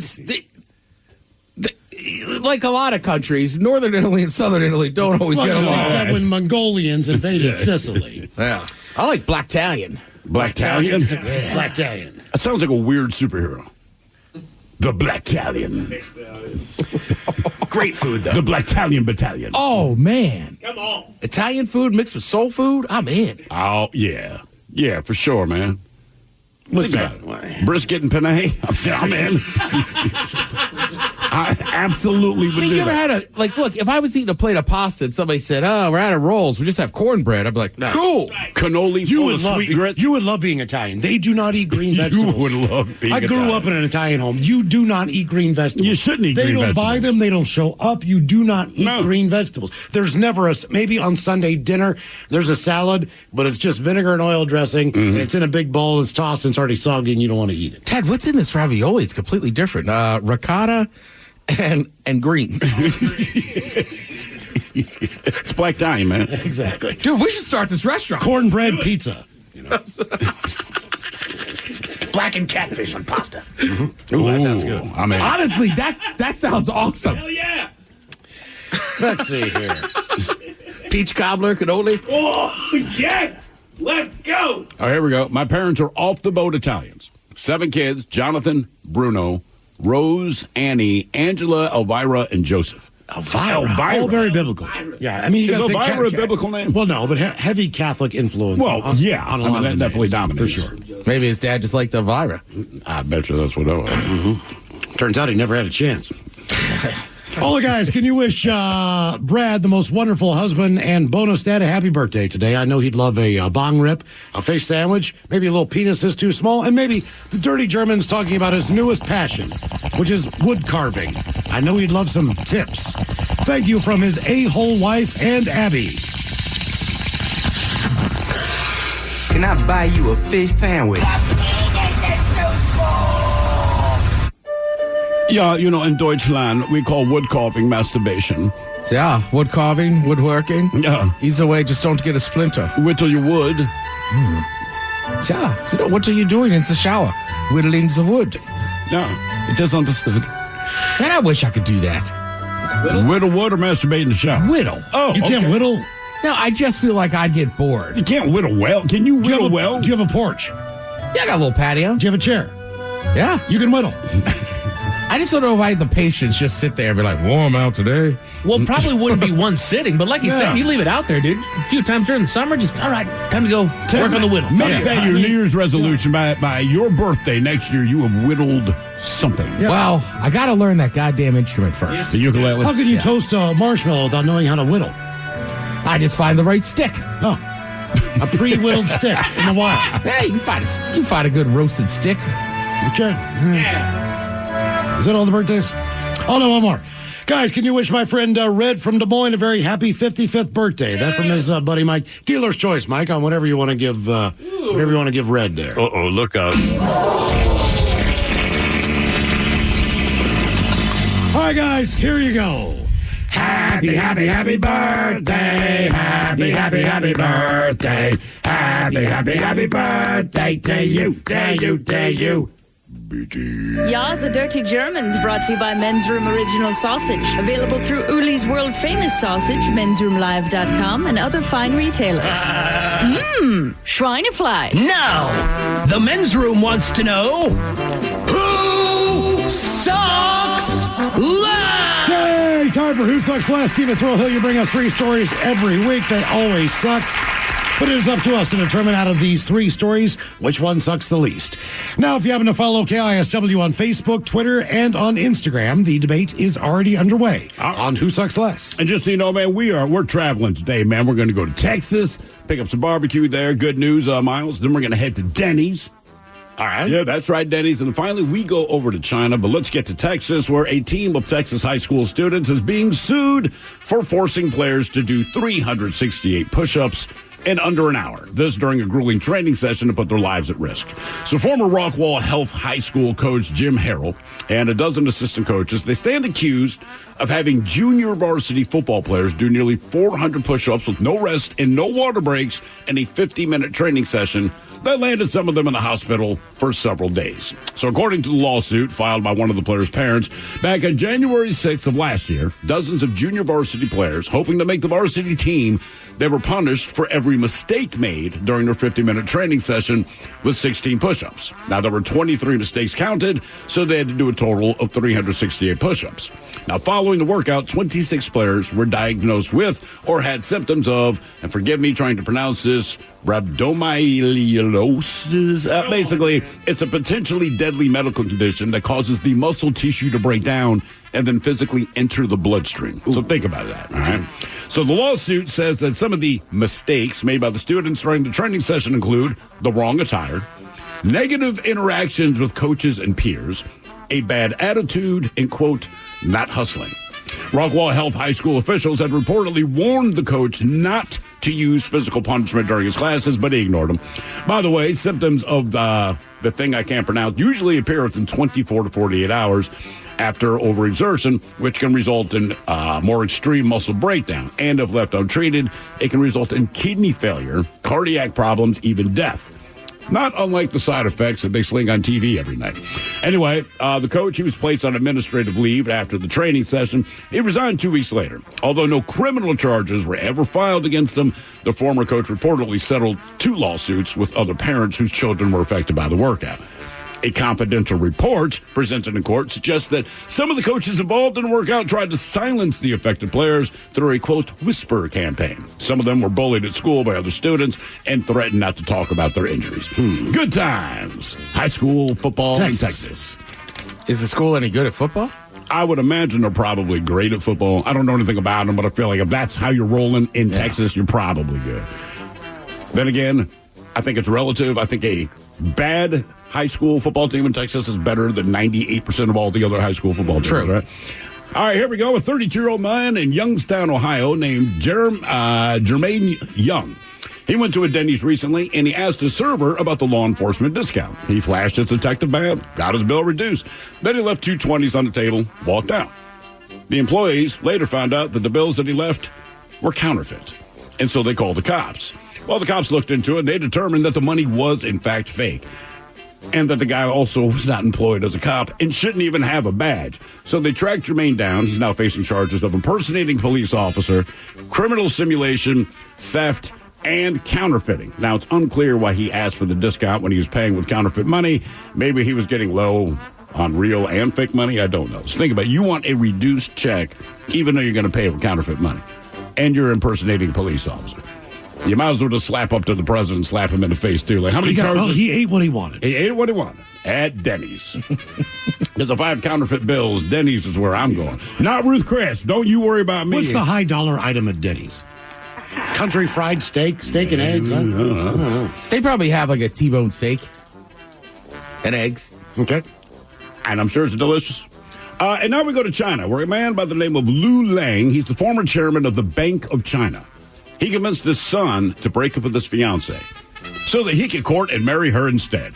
So Lu Lang, he most recently made news headlines just in November of last year, where he was issued a suspended death sentence with a 2-year reprieve for accepting $17 million in bribes and issuing illegal loans of over $450 million during his tenure as chairman of the Bank of China. But he previously became known for his love of young women, much like, what's his face is the actor, Leonardo DiCaprio.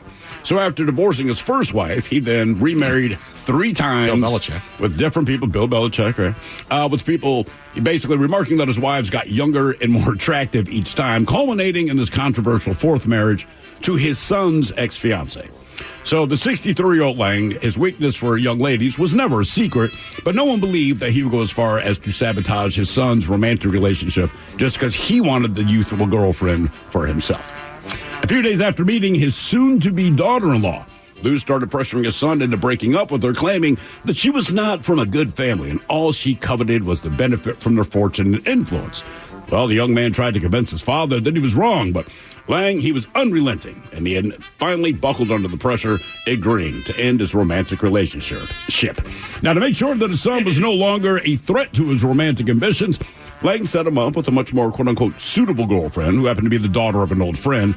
Then he used his connections to locate his son's ex-girlfriend and began showering her with gifts like expensive jewelry and luxury products. It was only a matter of time before the young woman fell into his arms. 6 months after breaking up with his fiancée, he found out that his father and his former partner would soon, she's going to become his next stepmother. Well, the news was reportedly so shocking that it plunged the young man into a deep depression. At one point, his condition got so bad that he needed to be hospitalized.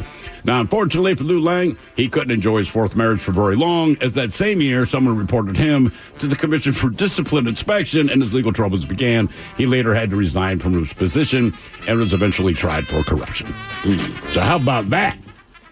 Just real quick for the record, it's the Lumberjack Slam, Miles. It's $20. Lumberjack Slam. I was looking at that too. What's in the Lumberjack Slam? That has buttermilk pancakes, grilled ham, bacon strips, all pork sausage legs, 2 fresh eggs made to order, hash browns, and white toast.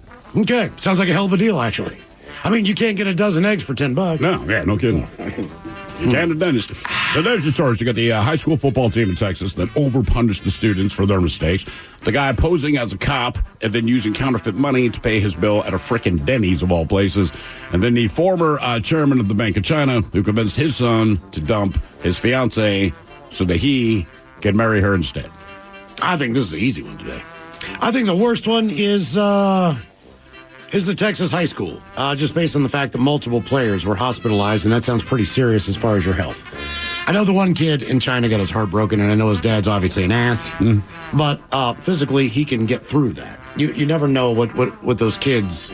You don't know the outcome of this. Hopefully they're all okay. Even the high school kids. Yeah. But I mean, I don't know if they are or not. Multiple athletes went to the hospital with a potentially life-threatening, situation going on. To me, if you put someone's life in danger, that's pretty bad. China, that's a horrible thing to do to your kid. Is it? Yes, but obviously he was a horrible person in person and in business, so he just wasn't a good person in general. You'd think that any son knows that, but also too. But you still would not think your dad would do that. You come from a very well-to-do family. Yeah. I'm sorry this happened to him, but he will still do okay. Sure. All right? It's Denny's. It's got to be Denny's because the guy, look, he's already counterfeiting himself as a police officer, so to speak. He's got counterfeit money. Nothing that he did was on the line. Everything that he did was wrong, but he got caught. He got arrested.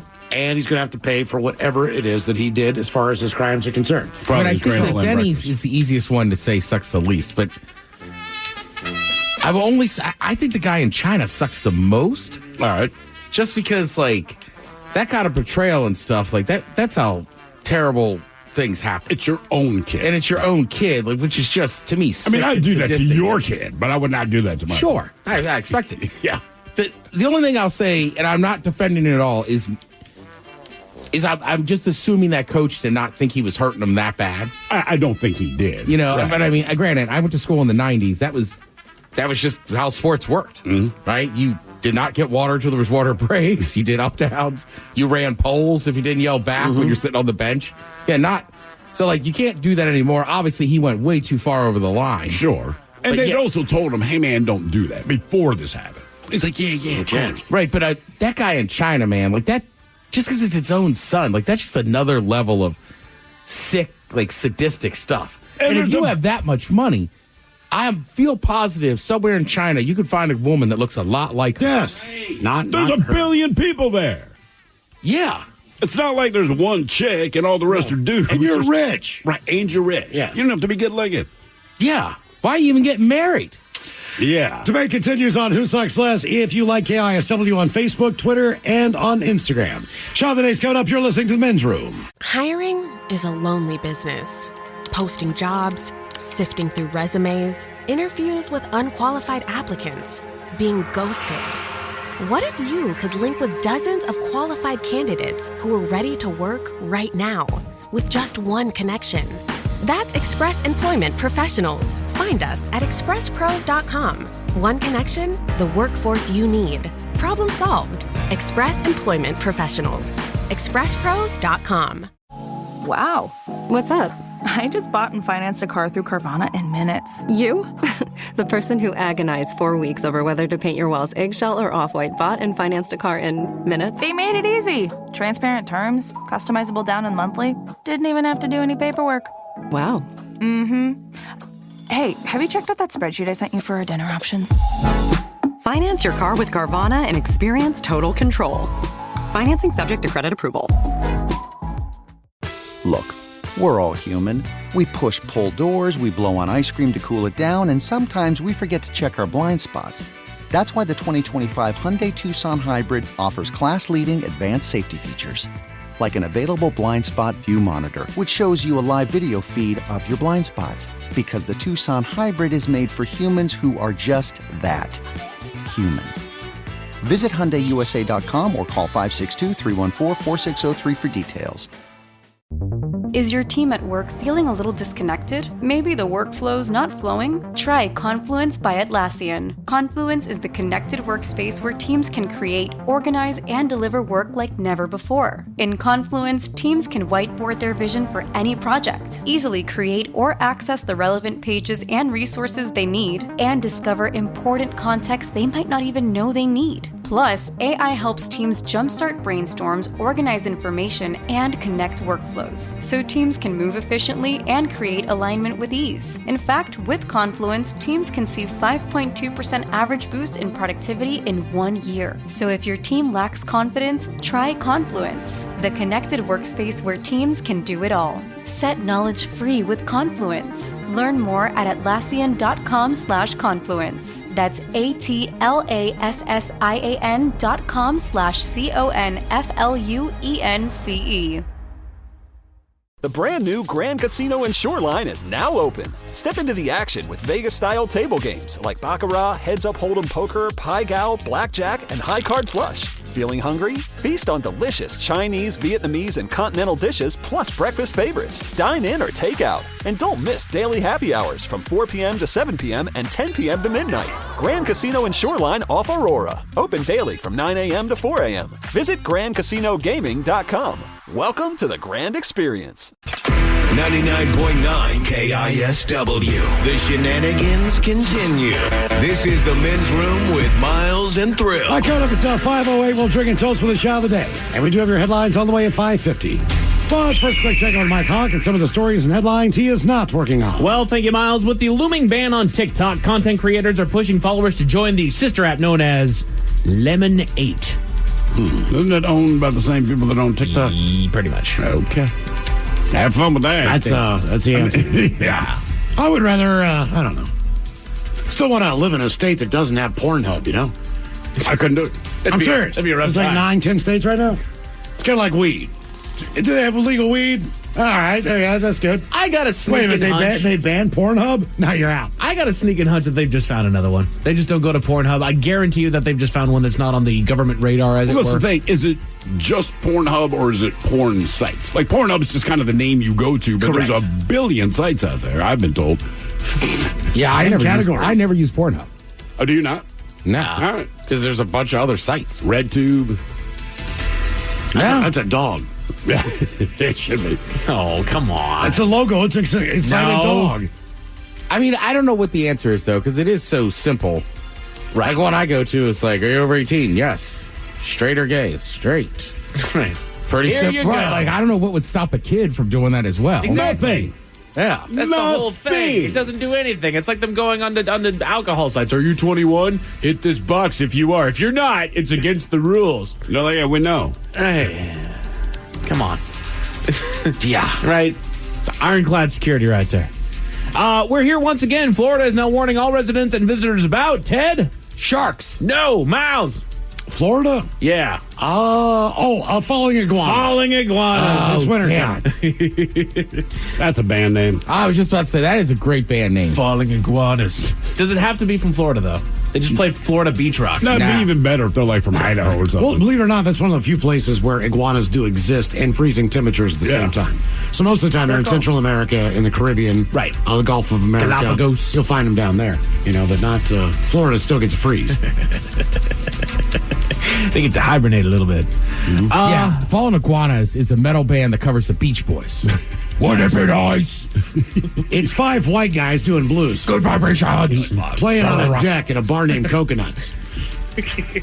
I'm picking up good vibrations and iguanas off the ground. Aruba, Jamaica. Oh, they're doing it. Here they go. They close with this one every night. Ooh, I want to. Fallen iguanas. Aruba, Jamaica. Ooh, I want that dick. I wish they all could be California girls. We're surfing USA. And Kevin Deers brings them out. That's right.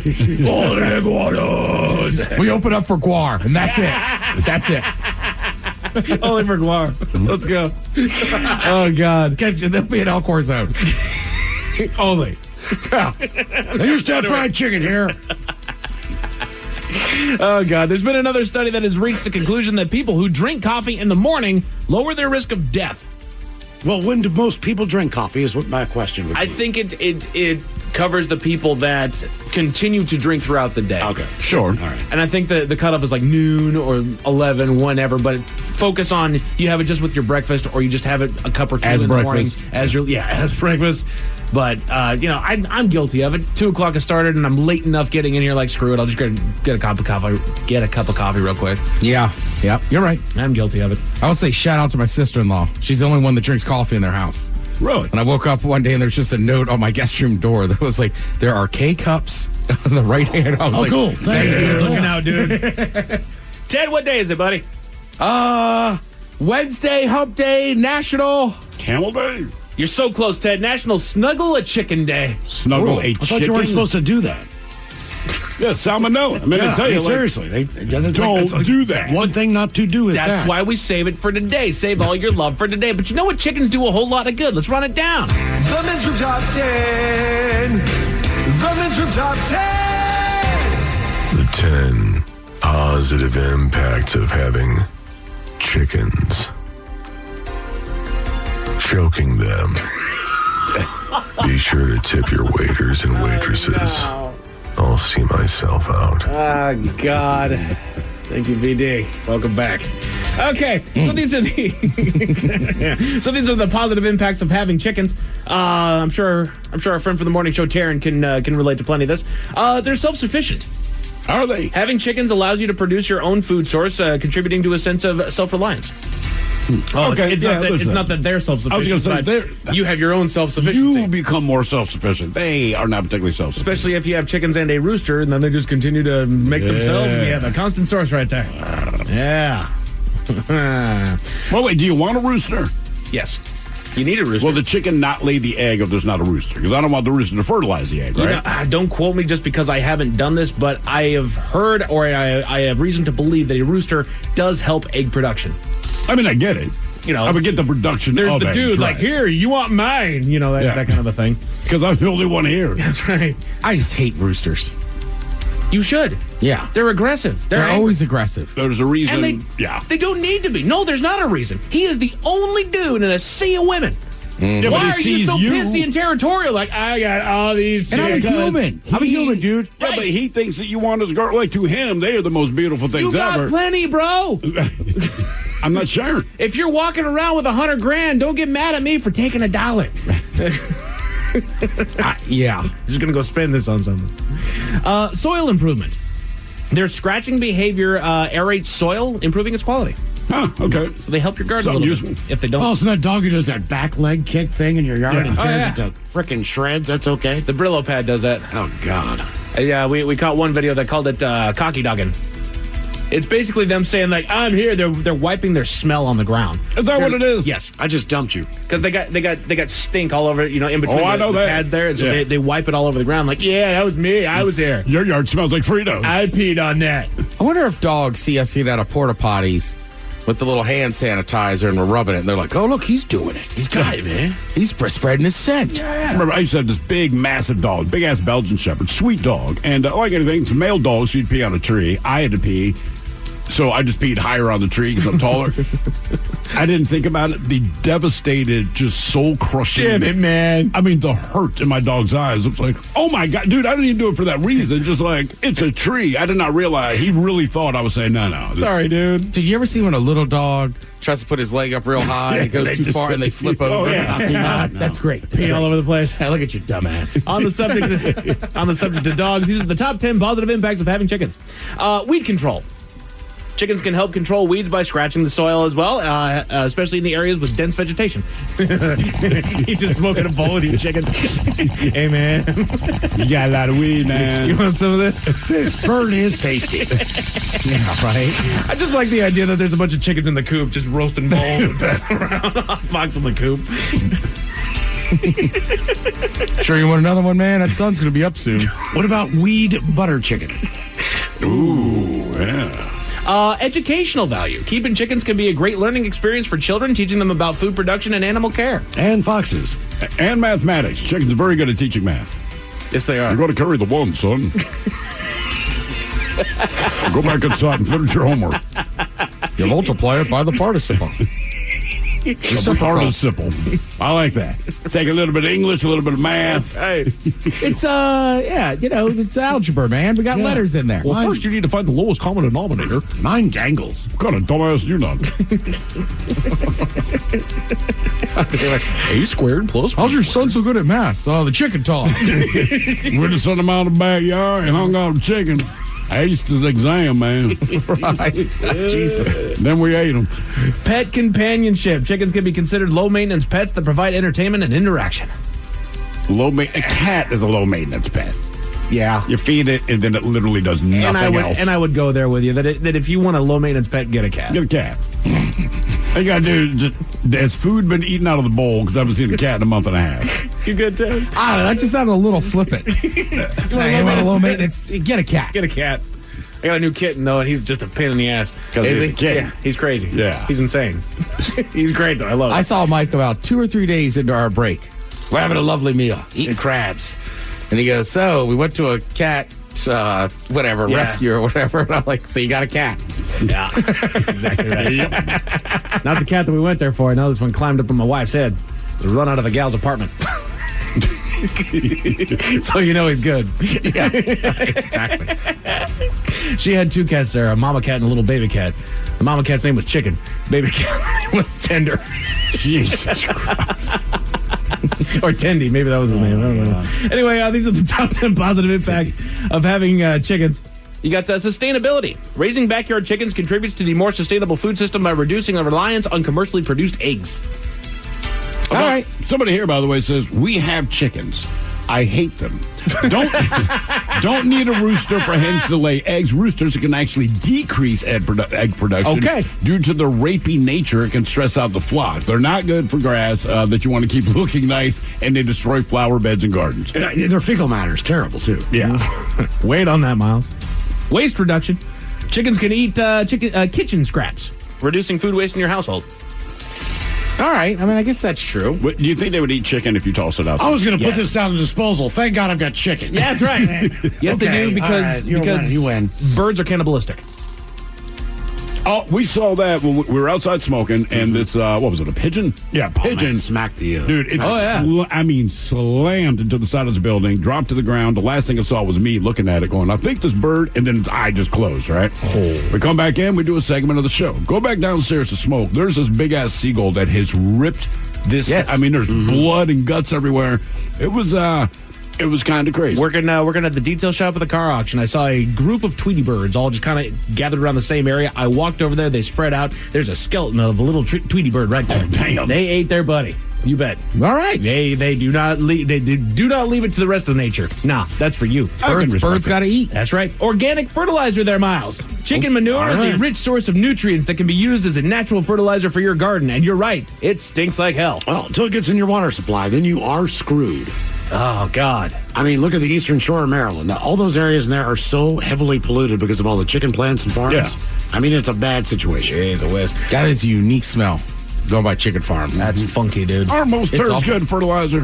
Like, if I take a dump in my rosemary plant, it's going to do better. It's what helped Matt Damon survive Mars. You know, it's a good point. That's right. Yeah, why aren't we pooping in our plants? We absolutely should be. I poop in my neighbor's plants, and then I always comment, you have a beautiful garden. They're like, God, I swear, we don't do anything. Like, I don't know the science behind it, but I would guarantee that the main reason that we're not using our own stuff is just because it's unsightly for us.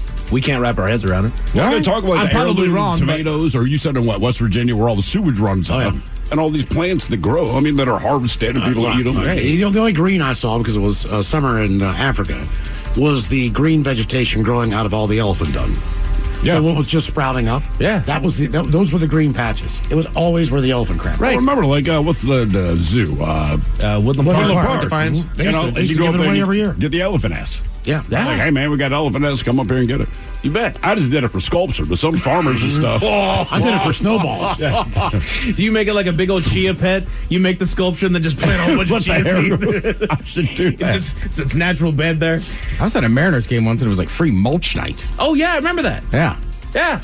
That'll get them. Take the poop. Why else would you go? They were giving it by big ass bags, too. I know. These things were like Scotch bags. I'm sure they were. Was this on the way out? Yes. I hope. Okay. Yeah. All right, okay. Big old pallets right next to the door on the way out. Walking around with them. Join the Mariners for mulch. I guess if Scots you under their knew, arm. but if you're not planning on it, it's like, and then it's free. You had Here's a couple a mulch beers. I'm like, bag. Mike, should we get one? He's like, what are you gonna do? I'm like, I don't know, but it's free. Right. We can use it. Right. It's Mariner mulch. It's Mariner mulch. Oh, you think it was moose? It grows a moose. That would be awesome. It grows. I mean, it was from a moose, not dead. It grows a moose. Pest control. Chickens actively eat insects like bugs, snails, and grasshoppers, helping to naturally control pests in your garden. So do a lot of guys on Third Avenue. They're also there for a reason, too. Right. I mean, that's why spiders are good. Right. What is the use of other bugs? Just how they support the ecosystem. As far as feeding chickens. Pollination. I mean, there's a million things. Yeah. Eating other bugs, whatever it might be. There you go. Right. That's why spiders do the webs. And then this is the number one positive impact of having chickens. From time to time, we get it because of our friend Taryn. Bird flu. Fresh eggs. Oh, yeah, that's too. One of the primary reasons people keep chickens is to access a constant supply of fresh, Wait a nutritious minute. eggs. She's hooked you up with fresh eggs?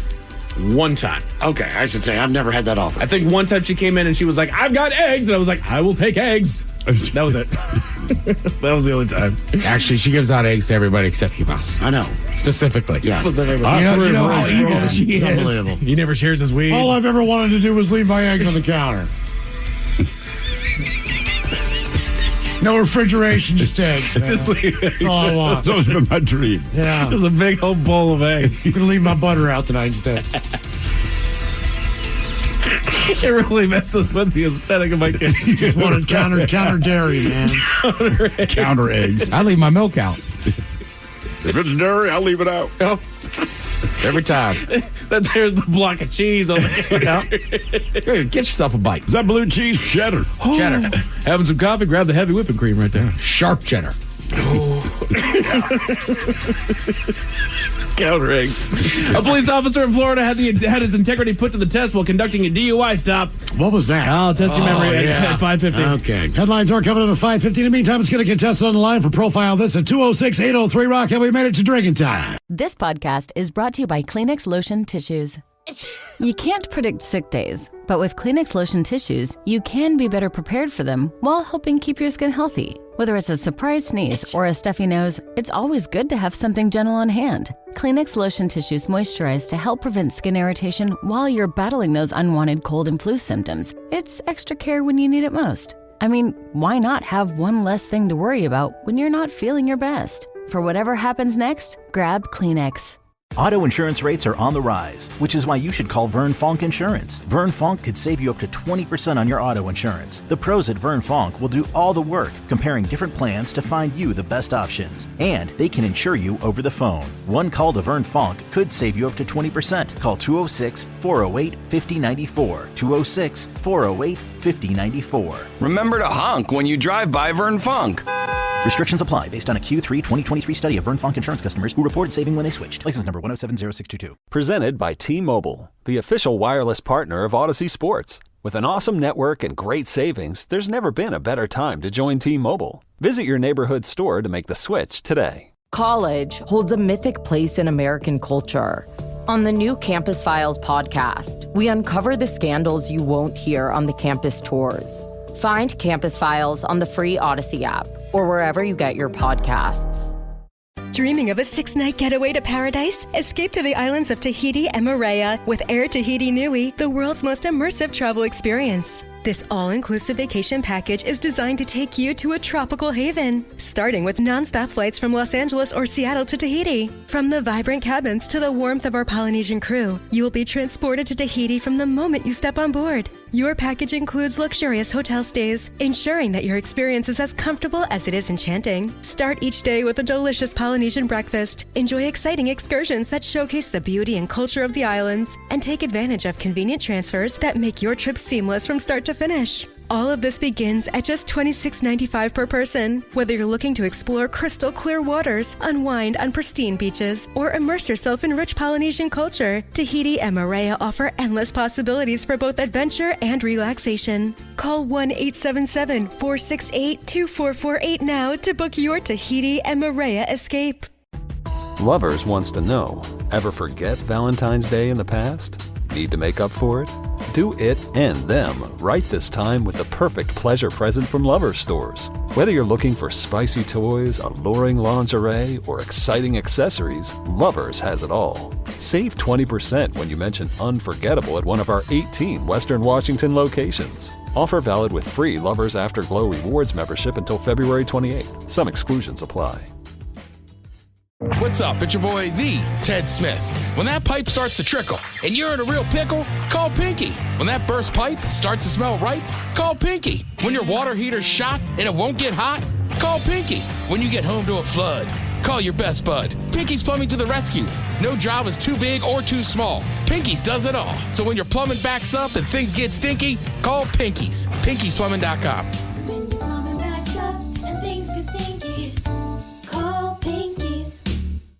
Anyone know what channel the game's on? We know. Download the Sports on What app today and always know how to watch the game. Satellite, cable, or streaming. Sports on What knows the channel the game is on, and you can too. Subscribe today to start your 7-day free trial. Sports on What? We know. Somebody out there deserves to be recognized. And the men's room knows just who it is. So to you, we say, bottoms up, sailor. you're the toast of our shot of the day. Drink time it is, and as usual, we head to the drink desk and Steve at Thrill Hill to find out who we're toasting. Yes, indeed. And today our shot is brought to you by our friends at Black Raven Brewing. And today we toast the entire country of Belgium. Keep in mind, Belgium's education system is routinely ranked in the top 10 countries in the world. There's about 192 countries. You're doing well. And they perform above average in science, mathematics, reading, all the stuff that you hope your kids do well in. That, however, does not mean that they are smart. Case in point, the food agency in Belgium, they have just issued a seasonal health warning based on a book that recently came out. So the food agency, they have had to explain not to follow the book's advice after several people, adults, mind you, this is not like a TikTok challenge, this is adults, they got sick following the book's advice. The book in question is titled, and I'm not making this up, How to Eat Your Christmas Tree. And in this post-Christmas tree season, it seems that a lot of people did not want to compost. They took this book's advice and started making the meals that the book suggested with all the different Christmas tree recipes. The problem is a lot of these trees are treated with pesticide, etc. And even if that wasn't the case, it's a pine tree. If pine trees were that tasty, we'd eat them all the time. They grow pretty much everywhere. Did you see any pine trees in Africa? No. Okay. I've never been anywhere where I've not seen a pine tree. Even when I get to Mexico, between the airport and the hotel, I'm like, I'll be damned. There's a pine tree. So just so you know, don't eat your pine tree, even though there's a book, and it's a legitimate cookbook, How to Eat Your Christmas Tree. No. Thank you, Belgium, for the update. So we pour this booze, and we drink this booze because we think it's yummy. Yummy! So over the tongue and down the throat to party in our tummies. Down the hola bichola! The Men's Room presents Profile This. And Steve at Thrill Hill, could you please tell everyone how Profile This is played? I sure can, Miles. It's a simple game where we share with you a real-life news story, something that happened right here on planet Earth. Earth. And as you listen to the story, based on the stereotypes you believe to be true of people and the decisions that people make, we'll ask you what it is you think makes the story a story. And, of course, our caller has dropped off. So, gentlemen, you'll be playing against one another. You have a choice of one of three categories. Today, we offer you interior decorating, where you guess the foreign object that ended up on the inside of someone. Animalize This, where you guess the animal responsible for causing the problem. And finally, today, License to Spill, where you guess the substance that made the mess. I guess we'll go License to Spill.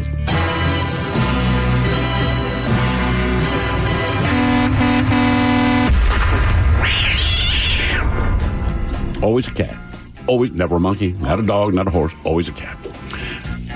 A crash involving a tanker truck caused a main highway to become covered in liquid.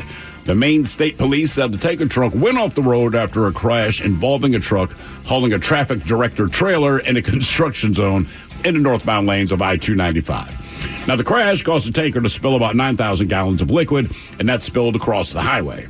The Maine Department of Environmental Protection was summoned to help clean up the materials. Now, the tanker driver was cited for failing to maintain control of a motor vehicle and failing to yield to a highway maintenance vehicle. That's what I like most about the story today. You're driving behind the thing that has the trailer with the yellow arrows and all the rest of it, and that's what you hit. But be that as it may, what was the liquid that spilled out of the truck and onto the highway? Was it milk? Was it diesel fuel? Was it sewage water, or was it maple syrup? Milk, diesel fuel, sewage water, or maple syrup, what do you think spilled out of the tanker 9,000 gallons across the highway? Does it say where the story was from again? It's in Maine. Maine. I think it's maple syrup. It's close enough north. Yeah. I think it's syrup. That's I think Maine is our main source of real maple syrup. Is it Maine or Vermont? I feel like it's one of those two, but I don't know. Could be Vermont. That's a good point. No, thank you. Thank you so much. Then I'm going sewage. Was it heading north or south on I-295? I'm going to see. Hold on. Could have been just 95. I track with what you're going for here. It was in the northbound lanes. It's milk. Oh, milk. Milk. You going milk? Okay. Yep. You switching it, Miles? No, sewage water. Ah, okay. Absolutely, yeah. Okay, we're going to find out what 9,000 gallons of spilled on the highway. Was it milk, diesel fuel, sewage water, or maple syrup next? That was a tease. 99.9 KISW. We return to the men's room with Miles and Thrill. Category is a license to spill on Profile This. We hit the Maine. in a crash involving a tanker truck caused a load of liquid to spill 9,000 gallons. Yes. Of whatever it was on the highway. Question is, what were they having to clean up there? Was it milk, diesel fuel, sewage water, or maple syrup? And we will start with Mike Hawk. You went with, was it milk? Maple syrup. Oh, you went with maple syrup.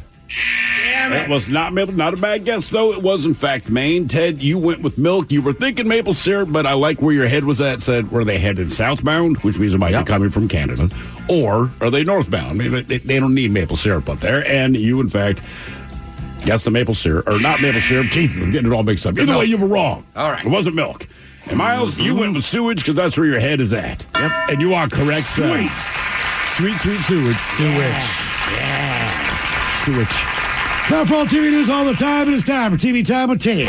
And now, because your pathetic life is confined to countless hours in front of a talking box, the Men's Room presents TV Time with Ted. All right. Choices today. Had a little paper jam, boys. Oh, God, it's the most annoying thing. Yeah. It's all right, though. I sent it in another form. I can try to read them off. All right. Your choices will be the Jimmies. Fallon and Kibble. See, the problem is the way I sent it to Mike, it's all in one long giant paragraph. Right. Thank you, Mike. So we got the Jimmies. We got Seth Meyers. Stephen Colbert. Or, I would say me, but, Mike's out there grabbing it off the printer right now. Trying to make sure you got them all covered there? Trying to make sure. I should have printed it off earlier, and then I went and I tore the paper out of the paper jam. I said, close the door. Close the door. I said, paper's still jammed. Open the door. Nothing's jammed in there. See, this one I don't get about printers, right?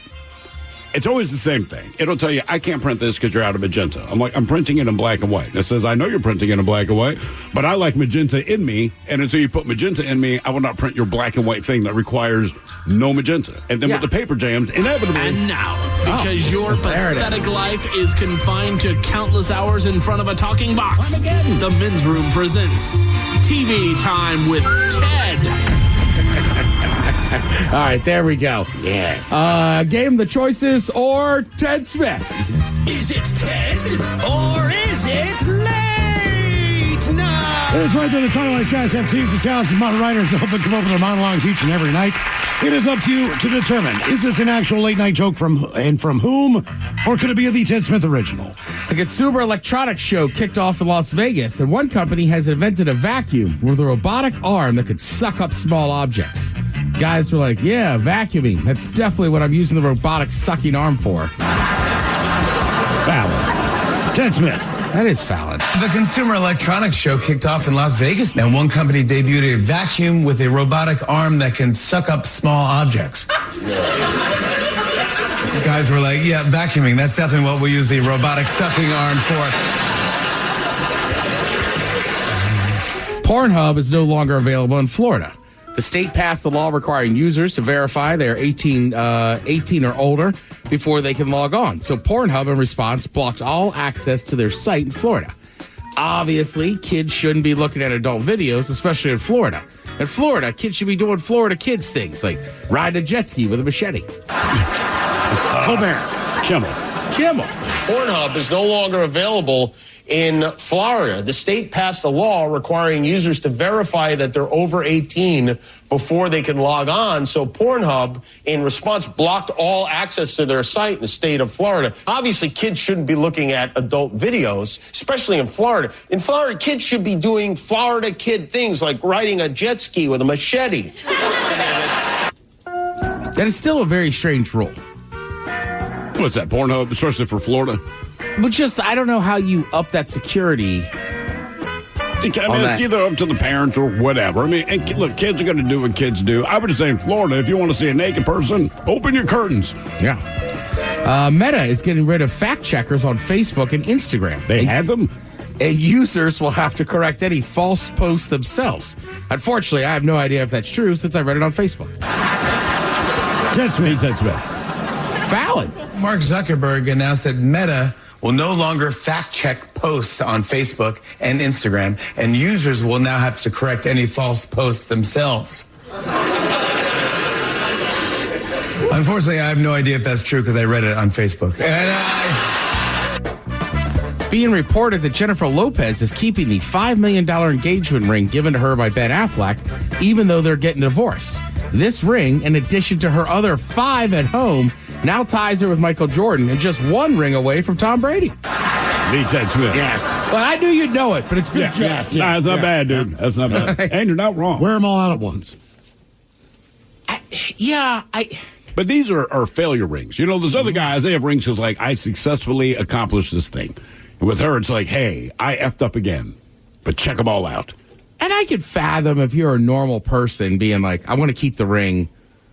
Like, it's a nice ring, blah, blah, blah. I don't know. I would feel weird. Like, I don't keep pictures of my exes around. So no. But for Jennifer Lopez, like, you're filthy rich. You don't need those rings. I think to her, they're a trophy. Maybe. I really do. The older I get, and we're almost the same age, right? So she's been in my life for longer than I would care for her to have been there. But just seeming who she is, like, okay, these are trophy rings. Yeah. I don't know. It just seems kind of wild to me. Has anybody in here watched the in season with the AFC North? I have not yet. No, they have HBO now. All right. So I'll be on board. So it's pretty good. I watched it last night, and they do a great job of editing this stuff up. It's right. I mean, it's literally from last weekend. Right. So he's from the University of Washington. I think he's a rookie. He's an offensive lineman for your Ravens. Okay. So they're playing the Browns. It's the last game of the year. Obviously, the Ravens are winning.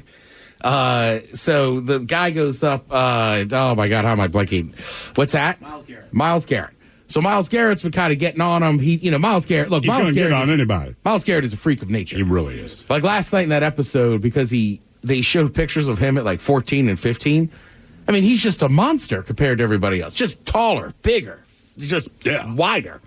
So anyhow, this rookie signed a good contract or whatever. Just kind of a wholesome moment with him and Myles Garrett. Nobody did. I get that jersey up there.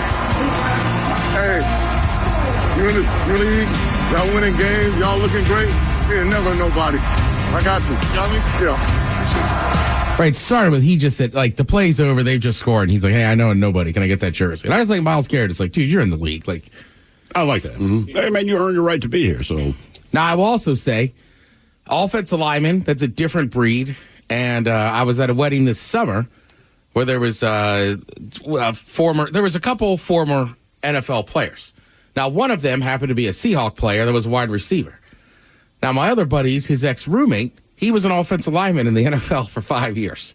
So we're getting food together, and I'm like, hey, man, good to finally meet you. I go, hey, do you know him? Is there like a handshake you NFL guys do? And he's like, no. He's like, I was an offensive lineman. He doesn't know who the hell I am. Running back, maybe. Wide receiver, no. Yeah, exactly. He's like, I wasn't a skill position guy. Like, they might know each other somehow, but he's like, you get me around other famous offensive linemen, I could be like, hey, blah, blah, blah. But he was just like, he does not care. He was a wide receiver in the league. Mm-hmm. So, but they were all really nice guys. Let's see. I watched all Friends. I always forget. You guys did not. Mike, did you ever watch Friends at all? I mean, off and on. My mom watched a lot of it, but I wasn't dedicated to it, no. All right. So there's this famous scene where they're trying to move furniture. Yep. Ross is screaming and yelling. So he was doing an interview with Good Morning America, and he brought up that people still yell this phrase at him. I get a lot of random people shouting pivot at me, which sometimes is startling. But also it's just a reminder that the series lives on, which is good.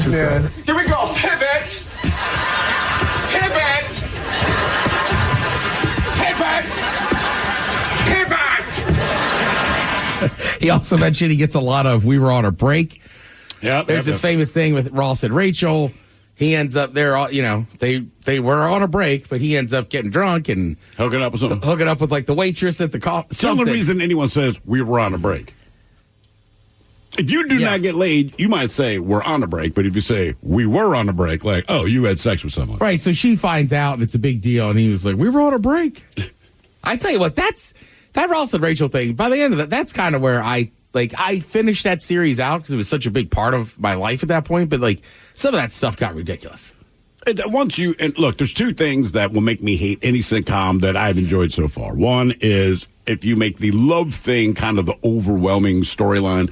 Yeah. And you kind of take away from the funny of the other characters on an ensemble cast. And when you introduce a little kid. That's when you show to me like you got one season left. It's done. That's why I stopped watching Weeds. It was about weed. Right. And then no, it's a love story. Correct. Right, and her answer to everything was just sleep with the next criminal down the chain. Yeah. Right, I'm with you. That's why I stopped watching it as well. Talk a little NFL. So some NFL teams for the playoffs have some giant-sized food items for the playoffs. All right. Kansas City Chiefs have touchdown toast. It's a massive brick of French toast with berry sauce and vanilla ice cream. They ruined it with the berry sauce. I'll eat berry sauce on French toast, but that's about the only place. Okay. I like berry sauce in a lot of spots. My name is Barry. I'm like, you like berry sauce? All right. Yeah, I don't know. I feel like it works on a lot of things. That sounds awesome, but I feel like I want to eat that the day after the game. Right. They have great barbecue there. Well, that's what I was going to say. Like, if I'm in Kansas City, I want your barbecue. I'm tailgating, right? So I'm not really going to the stadium for the food as much so as I'm going to the parking lot for it. Yeah, the parking lot I'm telling you. I mean, they have a massive tailgate scene, but there's got to be people. It's still a stadium. Also, might be freezing cold for this game. Yeah, well, I'm sure it will be. It's Kansas City. Yeah. But I don't know. Giant French toast with berry sauce, vanilla ice cream. It doesn't scream football to me. It does not. It just seems like we're having a nice brunch. I can see like giant turkey leg. All right, well, there you kind of go. Lincoln Financial Field, where the Eagles play, they got a pretzel John. John is a term they use all the time. Right. It's a big pretzel in the shape of the Eagles logo, and it comes with 3 sauces, including green mustard. All right. I don't think I've ever had that. Green mustard? No. Now, when I was a kid, colorful condiments were kind of a thing. They kept trying to push them. Yeah, but it never really took off. No, because they tried the purple ketchup. Yeah. And people are like, it tastes just like ketchup. Like, then make it was look green. It was like ketchup. They had like 2 or 3 flavors. We just had purple in Baltimore because that sure. was the predominant color. And the joke was we're going to sneak into Heinz Field and replace all their red ketchup with purple ketchup for the game. But I mean, take sports out of it. There was just a period, like, I remember being a kid, and it's like there was different color ketchups and, I want to say, like, jellies or something. And you don't need to, man. No. I just wondered if it had a different taste. Dijon is different than yellow, which is different than... But according to, like, Heinz, as far as the ketchup goes, they're like, no, look, it tastes just like ketchup. But even, like, little kids, they put it on the fries. And, like, the kids mentally can't get past what they're looking at. It looks like Barney's blood. Right. Well, when you put it like that, yeah.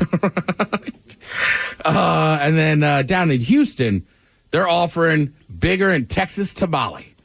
Basically, it's a giant tamale. Meat, chili sauce, and salsa. All right. Yeah, I'd be down with that. Yeah. Again, tamales are great. To me, that's just not, I don't know. I feel like anytime I got to break out a fork at the stadium, is that stadium food? To me, no. Depends on how they wrap it. Because you can peel it back, like a banana kind of. Yeah, I mean, you can. All right, let's see. We were talking about the other day about Nikki Glaser doing a great job at the Golden Globes. Yeah. Well, she was on with Howard Stern. She talked about some of the jokes. What's that? I saw this video. These are some bad ones, man. Yeah, so basically she goes, look, I scrapped some of the jokes I didn't want to use as well, right? What she say? This is the last time all of you will be in the same room together until the Diddy trial. That's a good one. That's funny. She said she didn't want the audience to turn on her, plus she had already had a Diddy joke in her set that she liked better. I think that's a good one. I love Conclave. It's about choosing a new pope. It was heartwarming. It will touch you so much that the church will have to move it to another theater. And they just say here, like, Catholic Church pedophile jokes kind of played out. Like, I don't know. That's a terrible thing that happened. I feel like it's game on all the time. It kind of is. Yeah, we are. It's up to them to determine how that plays out. Let's see. Glenn Powell is nominated tonight for Hitman. Who would have thought he'd be the second hottest hitman in America? Obviously, that's a rough cracked that one. What's that? I think she may have cracked that one, or something to that effect. Yeah. Yeah, and like they say, the Luigi Mangione things kind of died out, faded away. So maybe wasn't right to say. Again, think you crack your jokes. I mean, whatever you do, people are going to get mad at you, right? You get reviewed the next day. So if you think it's funny, you might as well say it. And it's not like she's the one who said, I think he's a sexy hitman. Like, the universe the next day is like, ooh, did you see the guy that shot the CEO? He's hot, you know? I mean, one thing if she said it as her point of view, but it's like you're taking what has become the popular opinion. Well, remember that one dude that got arrested years ago? The good-looking dude. He got a modeling contract. Right, he got a modeling contract, and then, I don't know, ended up doing something people didn't like. It's like, well, he was in prison. But he was a felon. Right? It's like, yeah. I mean, he's talking about hot privilege. Pretty privilege. Mm-hmm. They're all getting away with it. Michael Keaton was so great in Beetlejuice, and Alec Baldwin sadly did not come back to play a ghost because he was too busy making them. Yeah. Wow. Right? And I don't know, like, even in that audience, like, is there a ton of Alec Baldwin defenders? Probably not. I don't know. He's just one of those guys. Look, he's been in some great films. Sure, he's been hilarious on SNL, but he's always just come off as a complete a-hole to me. Mm-hmm. So I'm like, I don't know that people would really, defend him or whatever. But to defend. You shot and killed somebody. Yeah. I mean, there's a lot to that story. Like, that's the point of the joke. You can't change that. Thrill, when you were a child, you went to Mexico. What did you meet? What did I meet? Mm-hmm. What did I meet? Right, not a human. I don't know. Young Thrill. Or maybe you weren't in Mexico. Maybe you're like in Arizona. Young Thrill. Pokey? Oh, yeah, man. That was New Mexico. New Mexico. New Mexico. I was thinking you were in old Mexico. Not old Mexico, the borders of Gulf of America. I was in New Mexico with Pokey the donkey, which was awesome. Pokey rocks, brother. A lot of people like donkeys. Sad news. The donkey that inspired Eddie Murphy's Donkey and Shrek, he passed away. Who's the donkey that... How did a donkey inspire the character of Donkey? Well, his name's Perry. Okay. He had been living in a pasture in Palo Alto, California since 97. Well, they all do. One of the animators from Shrek lived nearby, visited Perry for inspiration. He even bought his animation team to spend a few hours with Perry. They said Perry's handler said he was feisty and funny with a playful personality. I mean, he couldn't talk. That's what I mean. Like he'd show his teeth and, Okay, I got you. Right. Oh, Perry. Pulls lips. Former mayor of Palo Alto said Perry had a way of lifting people's spirits and bringing them joy, and knew when someone was having a bad day. And might be the most famous celebrity out of Palo Alto. Is it Palo Alto where Stanford is? Is it? I don't know. Not sure. I think so. I know there's a college there, but I'd say Christian McCaffrey. I'm going to go Perry. Either way, sad news. That donkey Perry, dead. Perry the ass. Perry. James Franco's from Palo Alto. Is he? Steve Jobs. Yeah. Palo Alto. They got a couple. Okay, well, Perry's now third on my list. Lindsey Buckingham. Fourth on my list. Ooh, sweet. Lindsey Buckingham. Mike, I know you love Breaking Bad. Oh, yeah. That house is up for sale again. What's the price on that? Did they tell you? They're asking $4 million. Whoa, Even though it might whoa. only be, they say it's probably only worth $350,000 if it wasn't famous. Right, I was going to say, either side of that house, what are those homes worth? Do they go up in value too? They might. They said shouldn't. But basically, they're selling the house. They're sick of the attention. Right. It attracts 300 cars a day. The family had to put a fence up to keep fans from getting too close and tossing pizzas on the roof. The woman that owned it said, this was our family home since 1973. Almost 52 years. So we're going to walk away with just our memories. It's time to move on. We're done. No reason to fight anymore. Now, I also like she adds, I hope whoever buys it will make it what the fans want. They want an Airbnb. They want a museum. They want access to it. Go for it. And we saw this recently with the Goonies house. Yeah. Right. The couple that bought that just were like, we're massive Goonies fans. Come by. We don't mind. I think the neighbors aren't pumped they're doing I'm sure. Because it's a dead-end street, and they're at the top of the hill at the end. Right, so I mean, all the way up this thing and figure out how to turn around and come back down that hill. Right. So I think it's the same thing with like Breaking Bad. Like just people just like that show. Like if you're in New Mexico, in Albuquerque, like people are going to make a point to find it. Yeah. I mean, there were some famous athletes that grew up in my area, and I remember we would drive around just because somebody knew the house they would be like, that's the house he grew up in. Right. So, I mean, I just think it's whatever. Whoever buys it, you got to recognize people are going to come by. They're going to stop coming by just because you told them not to. Yesterday, we were talking about Abbott Elementary. Well, it returns tonight on ABC. Thank you, Tim. We appreciate it. You're listening to The Men's Room. What is Dax, are you? Tracking all our cars on Carvana Value Tracker on all our devices? Yes, Kristen, yes, I am. Well, I've been looking for my phone for... In Dax's domain, we see all. So we always know what our cars are worth. All of them? All of them. Value surge, trucks up 3.9%. That's a great offer. I know. Sell? Sell. Track your car's value with Carvana Value Tracker today. Hiring is a lonely business. Posting jobs, sifting through resumes, interviews with unqualified applicants, being ghosted. What if you could link with dozens of qualified candidates who are ready to work right now with just one connection? That's Express Employment Professionals. Find us at expresspros.com. One connection, the workforce you need. Problem solved. Express Employment Professionals. expresspros.com. Plug in a Hyundai EV and the extraordinary happens. From the charge time and range in the Ioniq 5 and 6 to the adventurous spirit of the Kona Electric to the 601 horsepower Ioniq 5N. Hyundai EVs make the extraordinary electrifying. There's joy in every journey. EPA estimated 303-mile driving range for 2024 Ioniq 5 SE SEL Limited rear-wheel drive and 361-mile driving range for 2024 Ioniq 6 SE long-range rear-wheel drive with fully charged battery. Actual range may vary. Visit HyundaiUSA.com or call 562-314-4603 for more details. The brand new Grand Casino and Shoreline is now open. Step into the action with Vegas-style table games like Baccarat, Heads Up Hold'em Poker, Pai Gow, Blackjack, and High Card Flush. Feeling hungry? Feast on delicious Chinese, Vietnamese, and continental dishes plus breakfast favorites. Dine in or take out. And don't miss daily happy hours from 4 p.m. to 7 p.m. and 10 p.m. to midnight. Grand Casino and Shoreline off Aurora. Open daily from 9 a.m. to 4 a.m. Visit GrandCasinoGaming.com. Welcome to the Grand Experience.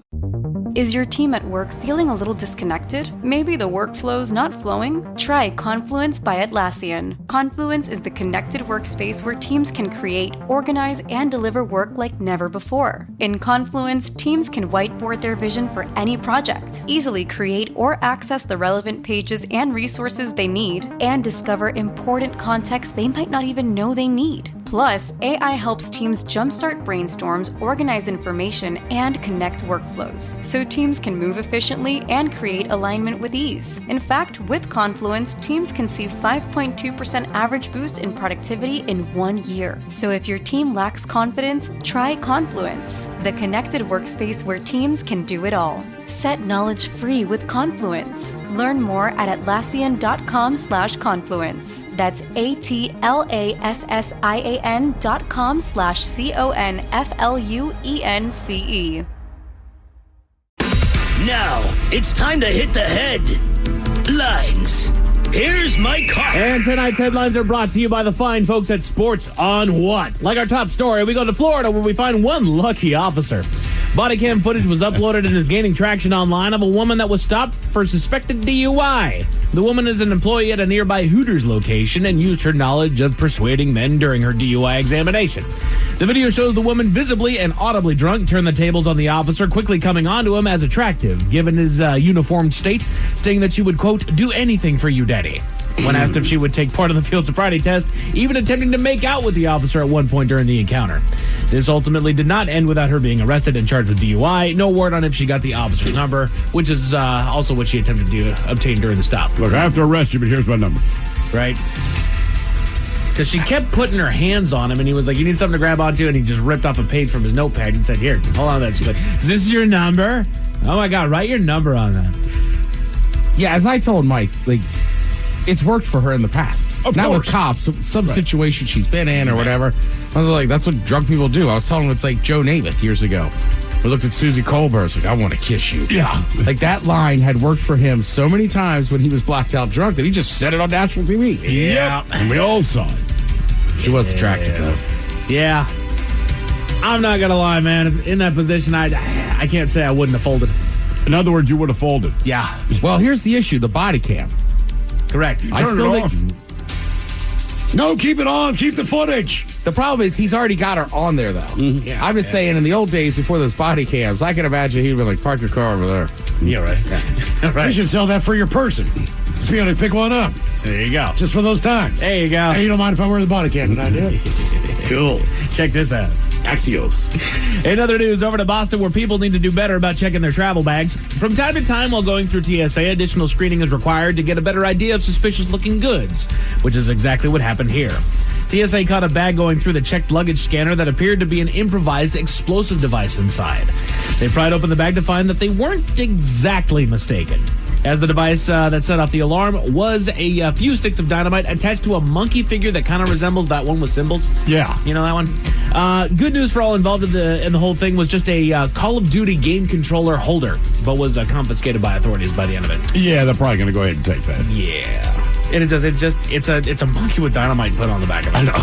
It's like, I get it, bud. You can't take that through the doggone airport. Right, everyone gets it. You just can't take it through. At least let them know that it's coming beforehand. I got a feeling like you might be able to get it through them, maybe with some additional screening and some double checking. Like, no, it's just a novelty. But you got to give them a heads up, because that's literal dynamite. No, not literal, but it's a physical manifestation of dynamite. Dynamite, yeah. It's going to get stopped. Yeah. Guaranteed. It is used as a bomb in the game. It is meant to draw, through noise and then blow them up. Yeah, it's like your hand grenade lighter. You can't take that with you on a plane. Correct. Your gun lighter. You can't do that. Your switchblade comb. Oh, my God. Right. Let them know. It's a great time of the year when snow is falling, which means that it's time once again to name snow plows. I don't know why we only name snow plows, but it just brings me joy every year. And our friends in Scotland are picking up the slack right now. Several names were submitted to name the snow plow fleet in the country. You guys ready for some of these? Here we go. We have Lord Coldemort. Okay. All right. Spready Van Halen. Spready Van Halen. Spready Van Halen. Sweet Child O'Brien. Okay. All right. Keanu Freeze. I like it. I like that one. Polar Abdul. Polar Abdul. Nice. What do we have in Washington? Sir Spreads a lot? I think. Sir Plows a lot? Yeah, because it's Sir Mix-a-Lot, right. I forget which one it was. You're right, though. It's a play on his name. Yeah. How about Snowplow Informer?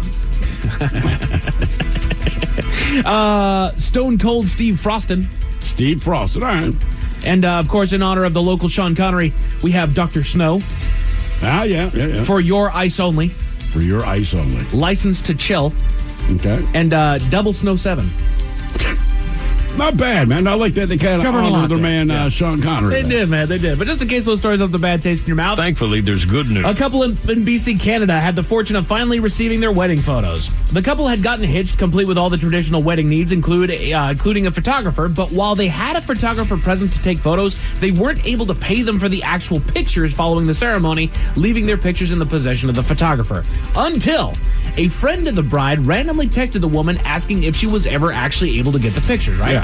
Turns out that they had waited so long to get the pictures that the photographs were purchased along with other boxes of unclaimed photos by some rando who then eventually donated them to a local museum, which is where someone saw one of their photos, recognized the friend that had texted the bride, and showed it to her as like, hey, is this you in the photo? Which is what created that communication, which is the roundabout way the happy couple were finally able to look at their wedding photos 56 years later. Jeez, that's awesome. It is. Better late than never, right? Right. Well-preserved photos, because I was looking at that like, how is it that you just go without paying for 56 years and then, oh yeah, I still got it in the box back here. Right. These things have taken one hell of a journey, and the fact that by some happenstance, somebody's actually going through the museum that has this photo, that has this woman that they actually know, they look at it long enough like, I think that's Jessica, and then they send her the 80 photo. pounds lighter and with longer, darker hair. When she was trying. And her husband before his comb over. Those pictures look like the 60s, though. I can believe that. I looked at those like, God, you could replace my grandparents with those. Just the clothes they're wearing and all that. Oh, yeah, the hairstyles, the makeup, all of it, man. Men's Room Sports, you got NBA basketball on ESPN, NHL hockey on True TV and TNT, and college hoops on CBS Sports, FS1, and the ESPN alternative channels. As far as your weather, as you saw earlier today, the skies were relatively clear, and clear winter days make for cold winter nights. Things are expected to cool down tonight to a partly cloudy 38-degree night, moving into a mostly cloudy mid-40s day with some clouds and possible rain tomorrow evening. That is it for your headlines. With that, Mike Hawk is out. All right, thank you, sir. We'll see you next time for the first Big Dummy of the year. The head chef is back with Ted's Meat and Potatoes. Lovely Jolene is coming up next. Yes, indeed. It's all true, but in the meantime, well, we be all about this bitch. So until next time, please do what you do best. And for Aletha's sake, stay beautiful. Men's Room has been taped before a live studio audience. Wardrobe and makeup provided by Mantastic Limited. This has been a presentation of the Men's Room Radio Network. Oh, man! A Double Flush production. This podcast is brought to you by Kleenex Lotion Tissues. You can't predict sick days, but with Kleenex Lotion Tissues, you can be better prepared for them while helping keep your skin healthy. Whether it's a surprise sneeze or a stuffy nose, it's always good to have something gentle on hand. Kleenex Lotion Tissues moisturize to help prevent skin irritation while you're battling those unwanted cold and flu symptoms. It's extra care when you need it most. I mean, why not have one less thing to worry about when you're not feeling your best? For whatever happens next, grab Kleenex. Auto insurance rates are on the rise, which is why you should call Vern Fonk Insurance. Vern Fonk could save you up to 20% on your auto insurance. The pros at Vern Fonk will do all the work, comparing different plans to find you the best options. And they can insure you over the phone. One call to Vern Fonk could save you up to 20%. Call 206-408-5094. 206-408-5094. Remember to honk when you drive by Vern Fonk. Restrictions apply based on a Q3 2023 study of Vern Fonk insurance customers who reported saving when they switched. License number 1070622. Presented by T-Mobile, the official wireless partner of Odyssey Sports. With an awesome network and great savings, there's never been a better time to join T-Mobile. Visit your neighborhood store to make the switch today. The details behind the Diddy indictment. Taylor Swift's stalkers. Jerry Lee trying to kill Elvis. Disgraceland dives into the dark side of entertainment every Tuesday. Follow and listen to Disgraceland on the free Odyssey app or wherever you get your podcasts.